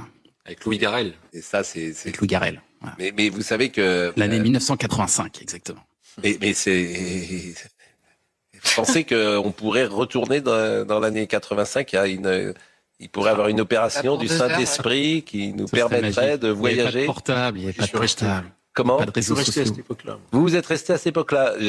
Georges est resté en 1985. C'était formidable, 1985. Vous avez raison, 1985. Et alors nous, on sera avec Sandrine Dominguez ce matin. Vous devez la connaître, Sandrine Dominguez. Mais bien sûr, et puis son mari était formidable. Ouais. Et donc, elle écrit un livre justement sur la vie après la disparition de son mari, Patrick. Immense joueur de tennis, très bon joueur de tennis. Et grand commentateur, notamment sur Europe. Bien sûr. Et à l'époque, Georges Goven, François Geoffrey, début des années 70. Vous savez qu'à Roland-Garros, il y avait quasiment personne. Tu rentrais à Roland-Garros en 71 ou 72 comme ça, tu t'asseyais sur les bancs, Tu t'asseyais sur les bancs, tu regardais le match, tu repartais. Mais ouais, vous avez des souvenirs de Roland-Garros quand vous aviez 10 ans? On était écoliers. Le mercredi, c'était ce qu'on appelait la journée des enfants. Et on passait, il y avait toujours des trous dans le grillage. On arrivait à se faufiler. Aujourd'hui, non mais on vous dit, maintenant, il n'y a pas une souris qui peut rentrer dans le chapeau vaut 50 €, quoi. François Geoffrey, il nous écoute peut-être tous ces gens-là. Georges Goven, Patrick Proisy. Oui. Coco. C'est la jeune équipe. C'est les amis de Patrice Dominguez qui a été un très très bon joueur. Hein, je pense que c'était le meilleur de sa génération d'ailleurs, qui était le numéro 1 français. Et c'est une très belle reconversion aussi, Patrice Dominguez, parce qu'il a tout fait après. Évidemment. Dans le sport. Et il était formidable. Je vous salue, chers amis. Je vous salue. 9h54. On marque une pause, on parlera cinéma dans la deuxième partie, on parlera de Liverpool. Vous avez vu que Liverpool a demandé à ses fans de faire attention à certains quartiers de Paris. Des fois qu'ils croisent des supporters anglais. Bonne image. Ils ont dit d'aller. Malgré le cessez-le-feu de 2 semaines entre Téhéran et Washington, l'armée israélienne a appelé à évacuer le secteur de Tyr dans le sud du Liban. Avertissement émis alors que des frappes ont eu lieu dans cette localité, selon le média d'État libanais. Un nombre de Libanais avaient repris le chemin de leur domicile, confortés par l'annonce du Premier ministre pakistanais qui avait affirmé que le cessez-le-feu s'étendrait partout, y compris en terre libanaise. Sauf que sur le terrain, Tsahal continue ses frappes contre le Hezbollah. À l'annonce de ce cessez-le-feu de 2 semaines, des manifestants pro-gouvernementaux iraniens ont brûlé, vous le voyez, des drapeaux américains et israéliens lors d'un rassemblement à Téhéran hier. Cette manifestation pro-régime illustre la colère des partisans d'une ligne dure contre les États-Unis et Israël. Et ces annonces, elles ont eu un impact immédiat sur les marchés. Ce matin, les bourses européennes ont retrouvé des couleurs. Francfort enregistre une hausse de 4,92%, Paris plus 3,68%, Londres plus annonce d'un cessez-le-feu. Tokyo a fermé à plus de 5%, celle de Séoul de plus de 7%. Et Pascal a noté la capitalisation boursière d'Airbus qui décolle, plus 6,88% ce matin. Dans ces jours-ci et qui est en vacances d'une certaine manière peut-être et qui va partir, pourquoi pas, pour une croisière sur le détroit d'Ormuz avec son épouse, je ne sais pas, parce que là vous êtes là, il y a plus rien à dire, c'est fini. Mais pendant 15 jours, tout commence enfin. Pendant 15 jours, il y a plus rien à dire, on va plus. Les généraux vont rentrer chez eux, il y a plus de frappe, il y a plus rien. Là. Non, mais il y aura moins de bruit et de fruits et de frayeurs. Oui. Mais tout commence enfin. La place la négociation commence enfin. C'est Cuba maintenant. Prochaine étape, c'est Cuba. La séquence serait plutôt diplomate, comme il est dit dans la cuisine des tontons flingueurs. Maintenant, on range les armes et on va essayer de... Oui. Table ronde et à la le congrès. Voilà. L'heure est à la table ronde. La musique de chambre. L'heure est à la table ronde et à la détente. Oui, bien sûr. Non, mais c'est vrai. Donc tout vous êtes... va s'arranger. Oui, bien sûr. Mais bon, donc en tout cas, je voulais vous remercier parce que vous êtes notre... expert numéro 1. Non, mais c'est vrai. Et je vais vous dire, pour vous suivre... Non, je suis gentil. Oui, vous êtes assez gentil ce matin. C'est vrai, mais en général. Vous avez bien dormi. C'est quelque chose également de régulier chez moi. Mais en revanche, comme je vous suis sur le dossier Iran depuis le début, et souvent je vous l'ai rapporté, vous avez dit c'est le régime le pire. Ça ne tombe pas comme cela. Ça fait 4 ans, 5 ans que vous venez sur ce plateau, que vous prévenez, que vous dites c'est horrible ce régime. Faut pas les mésestimer, les sous-estimer. Et il est encore là. Voilà. Donc votre analyse. Parce que ce qui est intéressant dans ces analyses, c'est évidemment de voir si ce qu'on a dit est validé. Vous savez, vous avez quand même des exemples sous les yeux qui sont tellement frappants. Oui. Vous avez eu la guerre qui a été faite par les Israéliens à Gaza, qui a duré 2 ans. Ils ont fait de ce territoire une sorte de parking. Et le Hamas gouverne toujours, règne toujours sur la moitié de Gaza. L'Iran, c'est beaucoup plus grand et les gens sont tout aussi durs. Je vous remercie, en tout cas, et vous reviendrez quand même demain parce que finalement, ou après-demain, on aura quand même besoin de votre expertise. Et bonnes vacances d'ici là. Monsieur Copé me dit que finalement il peut pas venir demain. Il n'a pas. Bon, mais il viendra mardi. Il peut pas venir demain, mais il viendra mardi. Donc on le salue. On va en parler tous les jours. On fait un petit teasing. Il sera encore chez LR d'ici mardi. Ça, c'est un peu ironique, ce que vous dites. Bon, la réunion, donc, selon les informations du Figaro, un rendez-vous aura lieu ce mercredi 15 avril. Gabriel Attal, Édouard Philippe, François Bayrou. Vous avez aimé Emmanuel Macron pendant 10 ans, vous allez adorer Édouard Philippe pendant 5. Alors c'est quand même pas eux qui participent directement à la réunion, c'est ça l'entourloupe, si je puis me permettre. En fait, c'est des représentants de chacun des partis. Donc vous aurez Franck Riester pour Renaissance, Christophe Béchu pour Horizon. Et tout ça, c'est des gens très sympathiques. Marc Fesneau pour le MoDem. Et même Hervé Marseille de l'UDI. Ces 4-là vont se voir mercredi prochain. Tous ces gens, nous les croisons, ces gens très sympathiques. Souvent, ces gens vraiment intelligents. Vraiment, ils ont plein de qualités. Mais effectivement, sur les sujets les plus durs, tu peux leur faire le procès, ou en tout cas leur prêter l'intention qu'ils ne feront rien. Ça veut dire quoi, rien? Par exemple, sur l'immigration, il y a un consensus pour arrêter l'immigration. Faut l'arrêter. Alors après, par exemple, je vais encore me faire l'avocat, comme d'habitude, mais sur les accords de 68 avec l'Algérie, et Édouard Philippe et Gabriel Attal sont favorables, par exemple, à sortir de cet accord. Ça ne règle pas tout, évidemment, mais c'est déjà, une modification peut-être. Moi, ce que j'attends tout simplement d'un futur dirigeant, c'est de dire, immigration zéro. Aujourd'hui, c'est un sujet national. Alors quand je dis zéro, il peut exister. Pour ça. Mais pourquoi un référendum puisque les Français le veulent? Pourquoi voulez-vous complexifier? Parce que le Conseil constitutionnel, le Conseil d'État ne le veulent pas. Ah non, mais ça, immigration, pardonnez-moi, immigration zéro, vous faites ce que vous voulez, vous n'avez pas besoin du Conseil constitutionnel. Pourquoi? Non, mais sur la question vous du pouvez, droit d'asile. attendez, le regroupement familial, pour en sortir, il va falloir... Vous pouvez d'ailleurs avoir une politique de visa, par exemple, visa sur l'Algérie. On donne 7000 visas aux étudiants algériens. On a la possibilité de non, mais bien sûr, je vous ferai remarquer. Il y a un large consensus, t'as pas besoin de référendum. Mais vous êtes. Mais souvenez-vous quand M. Retailleau, attendez. Souvenez-vous quand M. Retailleau propose sa loi sur l'immigration, elle a été retoquée par le Conseil. Mais le loi, je suis étonné que vous le voyez pas. Tous, je vous connais maintenant par cœur. Allez-y. Toutes vos interventions, c'est pour expliquer qu'on ne peut rien faire. Si, on peut à condition de s'adresser au peuple. Oui, mais on peut pas faire un référendum sur l'immigration. Faire un référendum sur le Non, mais c'est faire un référendum sur le référendum. Je vous ferai remarquer quand même d'un mot que Gérald Darmanin, qui appartient au même parti que ces gens-là, Célia Barotte, une politique en tout cas, est favorable à une suspension de l'immigration pendant 2-3 ans. Donc, Célia Barotte est avec nous. Elle était au procès de Nicolas Sarkozy hier. Bonjour. Bonjour Pascal. Alors, c'est le procès en appel de Nicolas Sarkozy. On rappelle, c'est le procès financement de sa campagne libyenne. On sait que 2 de ses émissaires ont vu Monsieur Senoussi, qui était condamné à mort par contumace, qui est condamné, pas condamné à mort. Il n'y a plus de peine de mort. Oui, vous avez raison.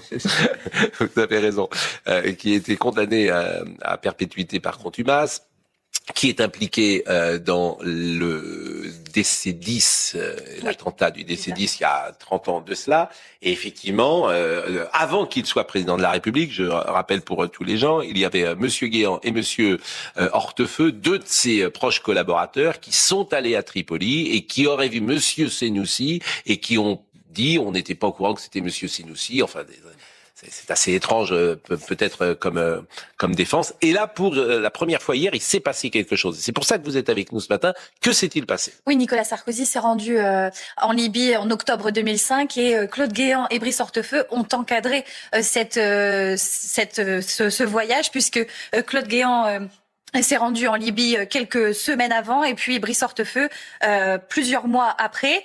Mais Nicolas Sarkozy se détache vraiment de Claude Guéant et de Brice Hortefeux. Il a même pointé du doigt Claude Guéant et Brice Hortefeux. Il parle qu'ils sont coupables d'imprudence, victimes de cupidité de Ziad Takedine. Il leur reproche aussi d'avoir commis des erreurs, puisque en s'associant, en rencontrant Ziad Takedine, ils ont représenté Nicolas Sarkozy. Et donc c'est en rencontrant Ziad Takedine qu'il y a eu aussi ce rendez-vous avec Senoussi. Et donc Nicolas Sarkozy, qui était vraiment très déterminé hier à la barre, pendant près de 8 heures, il a répondu aux questions du président de la Cour d'appel. Il a expliqué qu'il n'y avait eu aucune rencontre entre Monsieur Senoussi et moi, aucun coup de téléphone, il n'y a pas eu davantage d'entretien privé entre Monsieur Kadhafi et moi. Nicolas Sarkozy, qui l'a vraiment rappelé, il n'y a pas eu le moindre pacte entre eux et moi, je le dirai jusqu'à mon dernier souffle. car c'est la vérité. Nicolas Sarkozy qui aussi n'a pas voulu se montrer affaibli à la barre puisque c'était un interrogatoire aussi très long. À plusieurs moments, le président de la Cour lui a demandé s'il voulait faire une pause, mais il était vraiment combatif, déterminé. Il dit qu'il veut et qu'il ne prend pas les choses à la légère. Il a d'ailleurs adressé quelques mots aux parties civiles et il dit qu'il veut absolument la vérité. Il martèle toujours son innocence. C'est la première fois hier qu'il intervenait dans ce procès qui a commencé il y a une quinzaine de jours. Oui, et qui va se terminer en juin. Bon, Monsieur Hortefeux a été entendu. Monsieur Guéant n'est pas entendu parce qu'il est pour des raisons de souffrant. santé, oui. Vous étiez présente hier dans la salle. Les gens ne se rendent pas compte que c'est toujours l'organisation d'une cour d'appel comme celle-là. Elle est d'ailleurs dans l'ancien palais de justice de Paris. Ça dure combien de temps? On dit l'interrogatoire d'ailleurs dans ces cas-là ou... Oui, interrogatoire. On dit interrogatoire, c'est le terme juridique. Combien de temps est interrogé Monsieur Sarkozy? Hier, pendant près de 8 heures, donc de 9h du matin jusqu'à 19h. Aujourd'hui, il est à nouveau interrogé. Demain, on parle aussi d'une nouvelle séance d'interrogatoire. Et puis, la journée du 13 avril sera consacrée également à des questions supplémentaires pour Nicolas Sarkozy. Sans discontinuer, il est interrogé 8 heures consécutivement. Il y a eu quand même quelques pauses, la pause du déjeuner et des interruptions d'audience. Mais c'est vrai que Nicolas Sarkozy n'a pas flanché. Il a pu aussi compter sur le soutien de sa femme qui est venue le matin pour le soutenir. Mais Nicolas Sarkozy qui s'est montré aussi très combatif. Il a rappelé aussi la publication de son livre qui avait pu paraître mauvaise pour les parties civiles, mais en tout cas, il s'est bien défendu. Et la salle, dans ces cas-là, elle est ouverte évidemment aux visiteurs. Public, et il y avait, j'imagine, hier beaucoup de monde qui était présent. Oui, salle comble, aussi bien du côté de la presse, mais aussi du public, de nombreuses personnes Ce présentes. qui est intéressant dans ce que vous nous dites, c'est que en première instance, il n'avait pas parlé comme cela de ses deux collaborateurs. Non. Nous sommes d'accord, il n'avait pas pointé la responsabilité de Monsieur Hortefeux et de Monsieur Guéant. Ah oui, on assiste vraiment à un nouveau discours de la part de Nicolas Sarkozy qui là pointe du doigt des erreurs, des imprudences. Il dit qu'ils ont été victimes de cupidité. Et ce qui arrive, alors effectivement, c'est parfois difficile à comprendre pour certaines personnes, mais c'est une réalité psychologique. C'est que parfois, des gens qui travaillent pour le chef vont au-delà de ce que peut penser le chef ou de ce que veut le chef pour faciliter le travail du chef et le font alors que le chef n'est pas au courant. Et effectivement, c'est ce qui s'est passé dans d'autres affaires et des affaires de corruption notamment, une à laquelle je pense, où effectivement celui qui était au sommet a dit mais moi je n'étais jamais au courant. Ce sont les subalternes qui ont pris d'eux-mêmes ce type d'initiative. C'est la défense de Nicolas Sarkozy. Sur les rencontres, là, il n'y a pas corruption, bien sûr. Mais sur les rencontres, sur les rencontres, effectivement, c'est quelque chose qui peut il y a certains points qu'il a même découvert lors de son entretien avec le juge d'instruction. Bon. Et la question lui a été posée, mais lorsque M. Hortefeux reviennent de Tripoli et lorsque M. Guéant reviennent de Tripoli, jamais ils ne vous avertissent qu'ils ont rencontré ces Noussi. Non. Puis en plus, Nicolas Sarkozy aussi, à cette époque-là, dans d'autres tourments, dans d'autres sujets. Donc, il dit qu'il n'avait pas non plus l'esprit à interroger Brice Hortefeux. Et ils disent, ce qui est aussi crédible sur le plan psychologique, qu'ils l'ont pas dit parce qu'ils se sont fait avoir et ils sont vexés. Je ne dis pas que voilà, je dis que c'est psychologiquement pour qui a lu des romans. Il y a des éléments à bien sûr, sur cette affaire. La vérité psychologique, elle existe. Alors évidemment, la vérité judiciaire, juridique, on ne parle pas de ça. Mais souvent la vérité psychologique, elle est plus juste. Elle s'exprime justement. Les romanciers. On attend toujours la première preuve d'une association de malfaiteurs. Pour l'instant, moi je ne la vois pas. En réalité, toute la condamnation en première instance a reposé sur l'argumentation « vous ne pouviez pas ne pas savoir ». Mais là-dessus, on peut condamner n'importe qui. Hein. Bien sûr. Donc, je pense que on peut attendre de cette cour d'appel qu'elle en revienne à des principes fondamentaux de notre droit, c'est-à-dire que la preuve est à la charge de l'accusation, donc du parquet, qu'il rapporte la preuve. Mais ils ont même retourné l'argument en disant, puisque M. Hortefeux et M. Guéant dédouanent ce qu'ils ont fait régulièrement Nicolas Sarkozy, c'est au contraire la preuve qu'il devait bien y avoir quelque chose. On peut pas, sur de simples, comme ça, impressions, condamner, en plus, un ancien chef de l'État, quoi. C'est pas possible. Charlotte, pas de remarques ou de commentaires sur ce sujet qui est passionnant et effectivement, bon, dans l'actualité également, je voulais vous... Alors, les fans de Liverpool, oui, c'est intéressant parce que c'est ce soir, c'est sur Canal, c'est au Parc. Des Princes et c'est vrai que ça nous fait un petit peu de peine quand même parce que on va écouter ce qu'a dit Paul Sugy.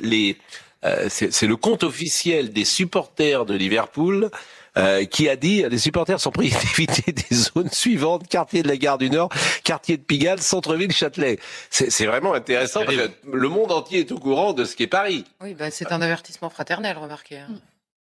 Bien sûr. C'est ce qu'on dirait à des copains qui viennent à Paris. Oui, exactement. C'est le même message.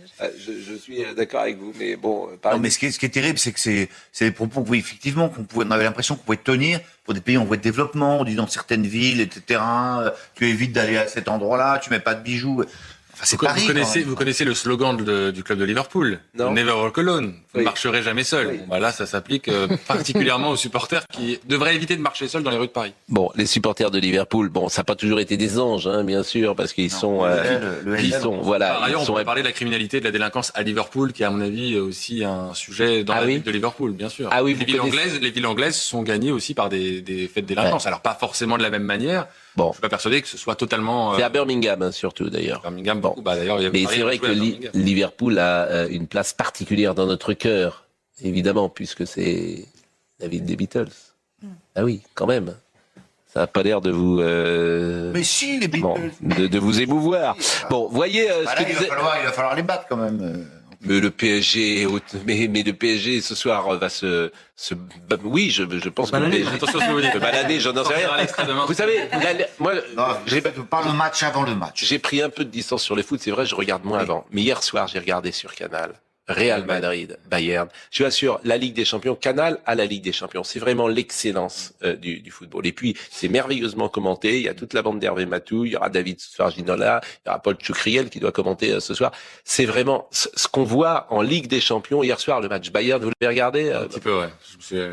Ça va à 100 à l'heure. Techniquement, c'est exceptionnel. Tu as des buts tout à fait remarquables. T'as un niveau de football. Le football, c'est incroyable ce qu'il a progressé. Avec des joueurs français qui brillent d'ailleurs dans les équipes. Il y a un joueur qui s'appelle Olysée. C'est un. Il y aura Dembélé. C'est un génie, Olysée. Beaucoup de joueurs français. Mbappé va être encore éliminé là, du coup.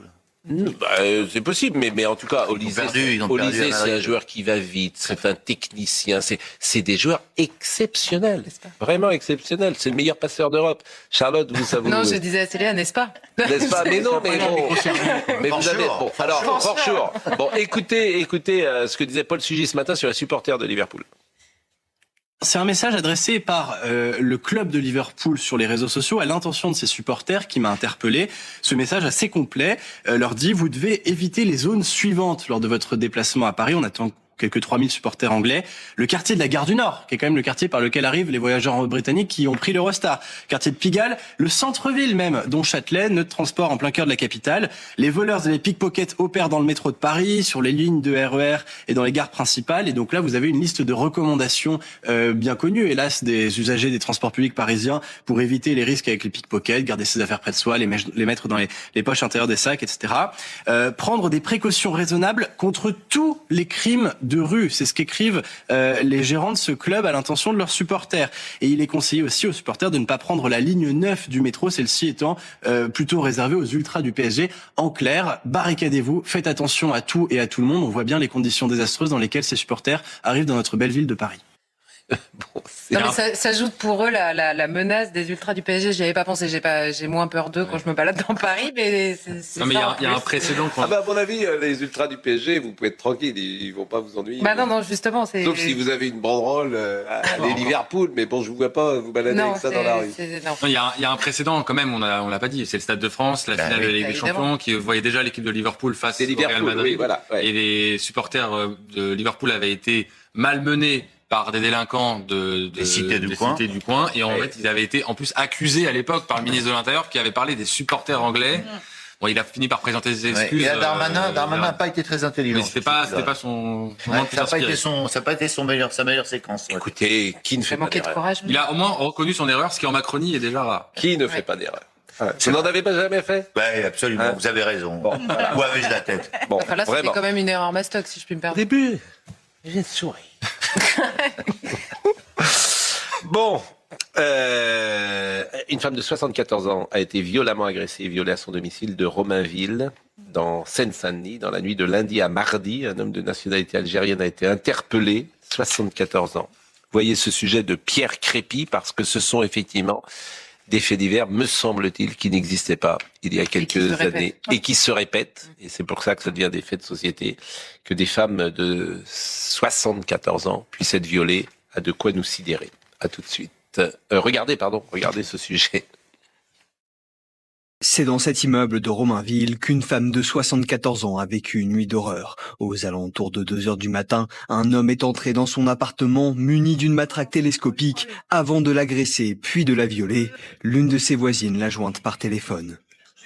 Elle m'a dit qu'elle avait des choses cassées, le doigt et puis je sais pas quoi. Puis elle a des hématomes au niveau de l'œil. Elle a eu des coups au niveau de la tête. Un acte ultra-violent qui sidère les habitants du quartier. Ici, logent de nombreuses personnes âgées, vivant souvent seules. Son mari est décédé, le mien est décédé aussi. Donc on est vraiment seuls. Le soir, on est seul. On est obligé de tout surveiller, surtout dans le 93. Et puis en plus, la police elle a plus de carte blanche, donc. Une inquiétude décuplée parce que le bâtiment est en travaux. Il ne dispose plus des systèmes de sécurité essentiels comme ses portes d'entrée qui sont dans un état déplorable. Le suspect, de nationalité algérienne, a été interpellé peu après l'arrivée de la police. L'état de la victime, qui a été prise en charge par les urgences, s'est depuis amélioré. Ce qui est terrible, c'est que les gens qui sont les premières victimes de l'insécurité, ce sont les gens les plus défavorisés. C'est ça qui est le vrai scandale. Les gens comme vous, comme moi, qui sont protégés dans des jolis quartiers, etc., ils n'ont pas affaire à ces gens-là. Et c'est là où il est le scandale. C'est facile, alors après, de venir traiter les uns et les autres de racistes, bien sûr. Mais c'est encore... Ça sera intéressant de voir que fait cet homme sur le sol de France. Qu'est-ce qu'il fait? Donc on va, là encore, sans doute ouvrir le capot. Il a 25 ans. Comment il est entré sur le sol de France? Pourquoi il est là? Qu'est-ce qu'il fait là? Et toutes ces questions-là, c'est les princes des villes à l'abri, dans leurs jolies voitures. Ils éructent l'anathème sur ceux, effectivement, qui disent attention à l'immigration et à ses ravages racistes. Mais cette dame, elle a été violée. Et moi, je trouve c'est assez fou aussi le faible retentissement médiatique. Alors, je trouve ça bien qu'on en parle, c'est important aussi. Mais rappelez-vous déjà à l'époque à Nice, il y avait eu une affaire assez similaire. Et je trouve qu'à chaque fois, il y a un raisonnement médiatique, un retentissement médiatique, pardon, qui est assez faible en comparaison avec les faits dont on nous parle. Mais si c'est sur le jeu du Front National, Bonnet, vous savez bien. Mais imaginez, moi, souvent je dis ça. Imaginez une femme de 74 ans violée par un militant ultra de droite qui appartiendrait à un groupuscule, je ne sais quoi. Bon. Mais évidemment, c'est pas traité pareil. Mais nous passons notre temps à dire cela.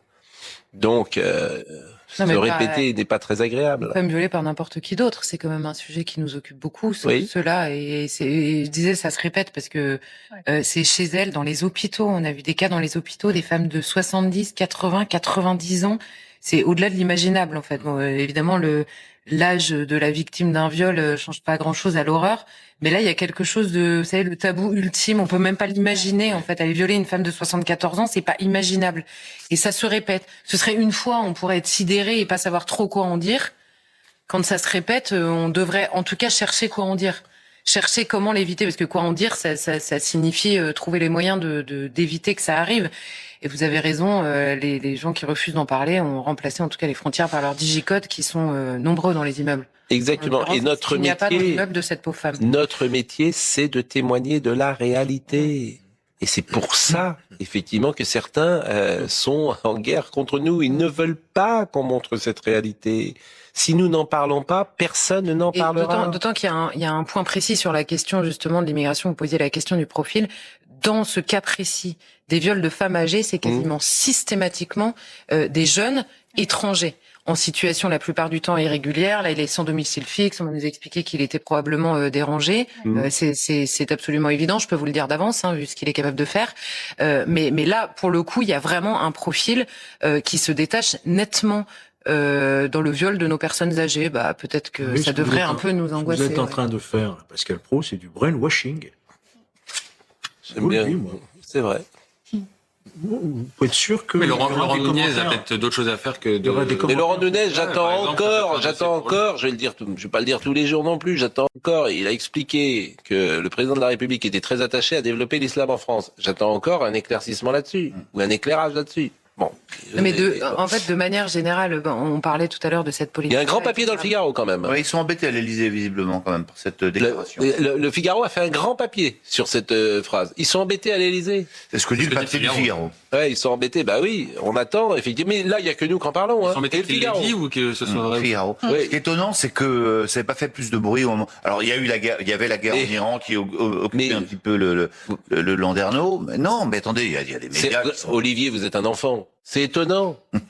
Mais ce serait le contraire qui serait étonnant, c'est que ça fasse du bruit. Non, ça serait ça qui serait étonnant. Attendez, même nous, on a mis du temps à découvrir cette déclaration. Ah bah oui, oui. Non, voilà. À partir du moment où elle est sortie, voilà. Moi, pardonnez-moi, je suis pas abonné au discours de la Grande Mosquée. C'est bien. J'écoute pas en permanence ce qui se dit.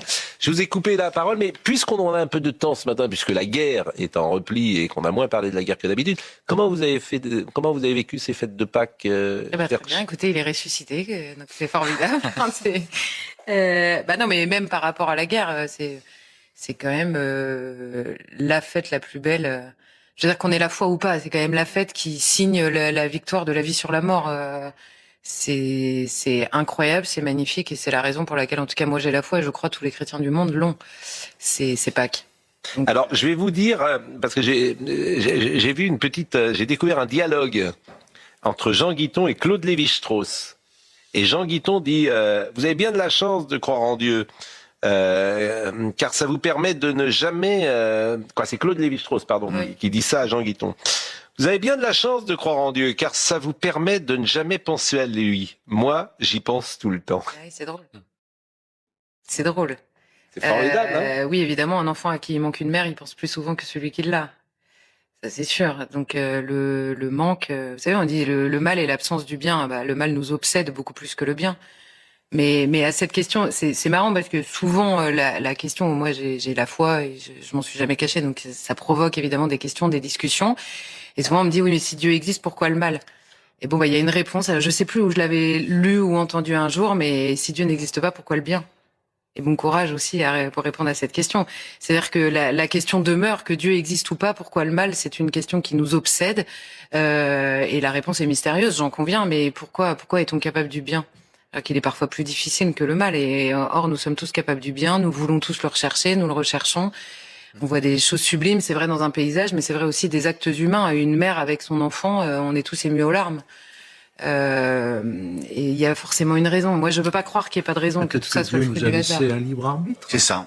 Non, mais bien sûr, mais Dieu nous a laissé la réponse, c'est celle-là. C'est le fait qu'on est libre et finalement, on est libre de faire le bien, de faire le mal. Vous avez raison, mais un tremblement de terre, ça résout pas le problème. Un tremblement de terre, ça règle pas le problème. Donc la nature est elle-même corrompue.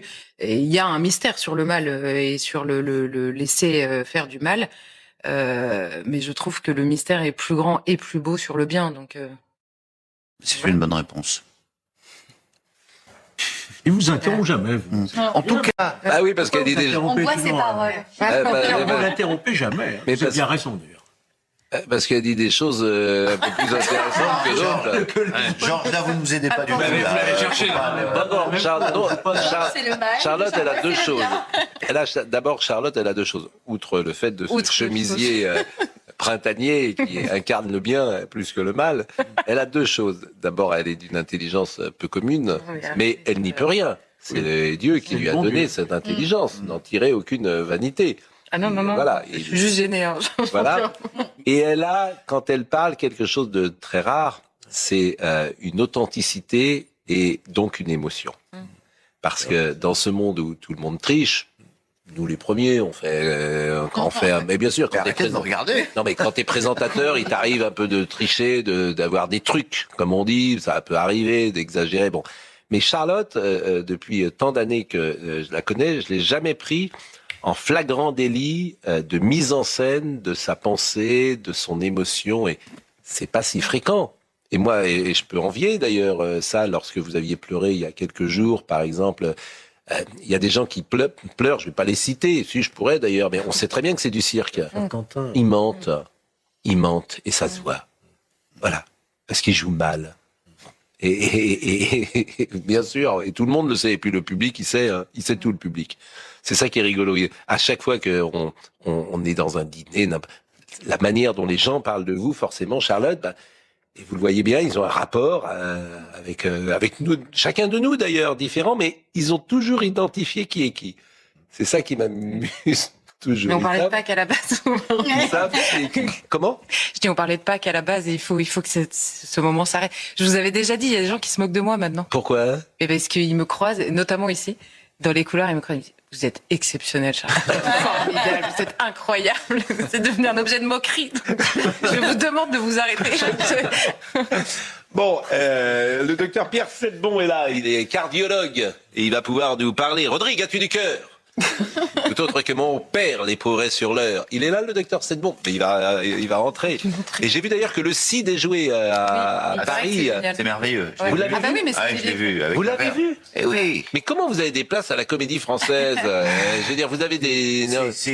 Voilà. Ah non, mais ça... Je suis journaliste professionnel, c'est mon métier de... Non, mais sérieusement, moi, oui, on peut pas... C'est une pièce absolument merveilleuse qui est totalement complète, mais c'est parmi les plus beaux spectacles du monde. Mais bien le sûr. texte est merveilleux. Mais exceptionnel. Les acteurs sont exceptionnels. Oui. Les costumes de Lacroix sont géniaux. Les décors sont très intelligents. Il y a une mise en scène. Mais vous avez été invité. Moi, je voudrais avoir des places à la Comédie Française. On ne peut pas en avoir. Je vous donnerai la combine, mais... Ah oui, parce que c'est l'enfer. Ce week-end, je suis allé sur le... Mais là, c'est fini. Mais c'est complet. Mais c'est complet tous les jours. Sauf à la Comédie Française. Il y a quelque chose, depuis 1600 et quelques, tu peux venir au dernier moment et il y a quelques places qui sont toujours vendues, mais t'es derrière un pilier, c'est le cas parce que la salle Richelieu est fermée pour travaux. Là, elle est où? Et là, c'est au théâtre de la Porte Saint-Martin. Bon, bonjour docteur Sedbon. Bonjour. Cardiologue, préface de Flavie Flamand. Oui. Votre ordonnance cardio féminin, comprendre, agir et prévenir pour que les femmes ne meurent plus précocement de leur cœur. Mais ça, c'est pas métaphorique, c'est le vrai cœur, si j'ose dire. C'est le vrai cœur. Bon, parce que... On peut mourir d'amour. On peut mourir. Est-ce qu'on peut mourir d'amour? Oui, paraît-il que le cœur, il peut déjà par vivre d'amour. Le cœur est sensible à toutes nos émotions, en particulier à l'amour. Et il y a une caricature qui est le syndrome de Takotsubo, qui a été décrit par les Japonais, où trop d'excès d'amour, trop de stress intense, une rupture peut entraîner en fait une espèce de... Le cœur se brise, on appelle ça le syndrome du cœur brisé, et on a comme une artère qui se bouche dans le cœur, mais le cœur n'est absolument pas de maladie coronaire, il est sidéré par le stress. C'est le syndrome de Stendhal. Mais vous dites, c'est le syndrome de Stendhal? Non, ça c'est vers Florence, à peu près. Ah oui, mais non, mais là c'est carrément le cœur qui se sidère avec une maladie, vous vous retrouvez en cardiologie, c'est franchement inquiétant. Ah oui, c'est un gros truc. Mais c'est très rare, c'est joli, donc on en parle beaucoup, et c'est mettre un masque devant le plus important que je veux dire, c'est que aujourd'hui, les femmes meurent avant tout du cœur. Il faut arrêter de les cantonner à un risque uniquement cancéreux, de cancer du sein. C'est important. Mais plus que les hommes. Plus, vous avez 200 femmes qui meurent tous les jours du cœur en France, 180 hommes. Oui. Bon, mais vous voyez, quand même. De là à dire que la femme meurt que des cancers, il faut stopper l'hémorragie parce que là, c'est un drame. On voit de plus en plus de femmes cardiaques et de plus en plus jeunes. Bon, on va en parler, Augustin Donadieu, on va en parler dans une seconde, et on va parler de 2 ou 3 autres infos, et notamment de cinéma. Restez avec nous, parce que ce qu'a dit Christian Clavier, Christian Olivier, c'est un journaliste de RTL. J'ai des problèmes avec les prénoms. Oui, vous avez remarqué? souvent avec moi aussi. C'est incroyable. Ah là, c'est l'âge. Bon, Augustin Donadieu. Le cessez-le-feu doit inclure le Liban, annonce d'Emmanuel Macron ce matin lors d'un conseil de défense exceptionnel à l'Elysée. Après ce cessez-le-feu de 2 semaines convenu entre Téhéran et les États-Unis, nous attendons pour les jours et les semaines qui viennent que le cessez-le-feu puisse être pleinement respecté dans toute la région, a dit le président français, souhaitant des négociations, comme d'ailleurs la France le défend depuis 2018. Pour permettre, je cite, de régler de manière durable les questions nucléaires balistiques régionales qui ont trait à l'Iran. Fin de citation. Le chef de l'OTAN, Mark Rutte, doit rencontrer Donald Trump aujourd'hui à Washington. Le président américain, depuis plusieurs semaines, menace de quitter l'alliance transatlantique. Cette rencontre vise à, selon un responsable de l'alliance, à tirer parti du succès du sommet de l'OTAN à La Haye l'année dernière, lorsque les pays membres se sont engagés sous la pression de Donald Trump à augmenter leurs dépenses militaires. Et cet accord en 10 points a immédiatement eu un impact sur le cours du pétrole brut qui passe sous la barre des $100 le baril à un peu plus de $94. $. En France, les prix des carburants pourraient baisser de 5 à 10 centimes le litre très rapidement, selon l'Union française des industries pétrolières. Une baisse des prix qui devrait être visible dès demain ou dans 2 jours dans les stations-service selon l'UFIP.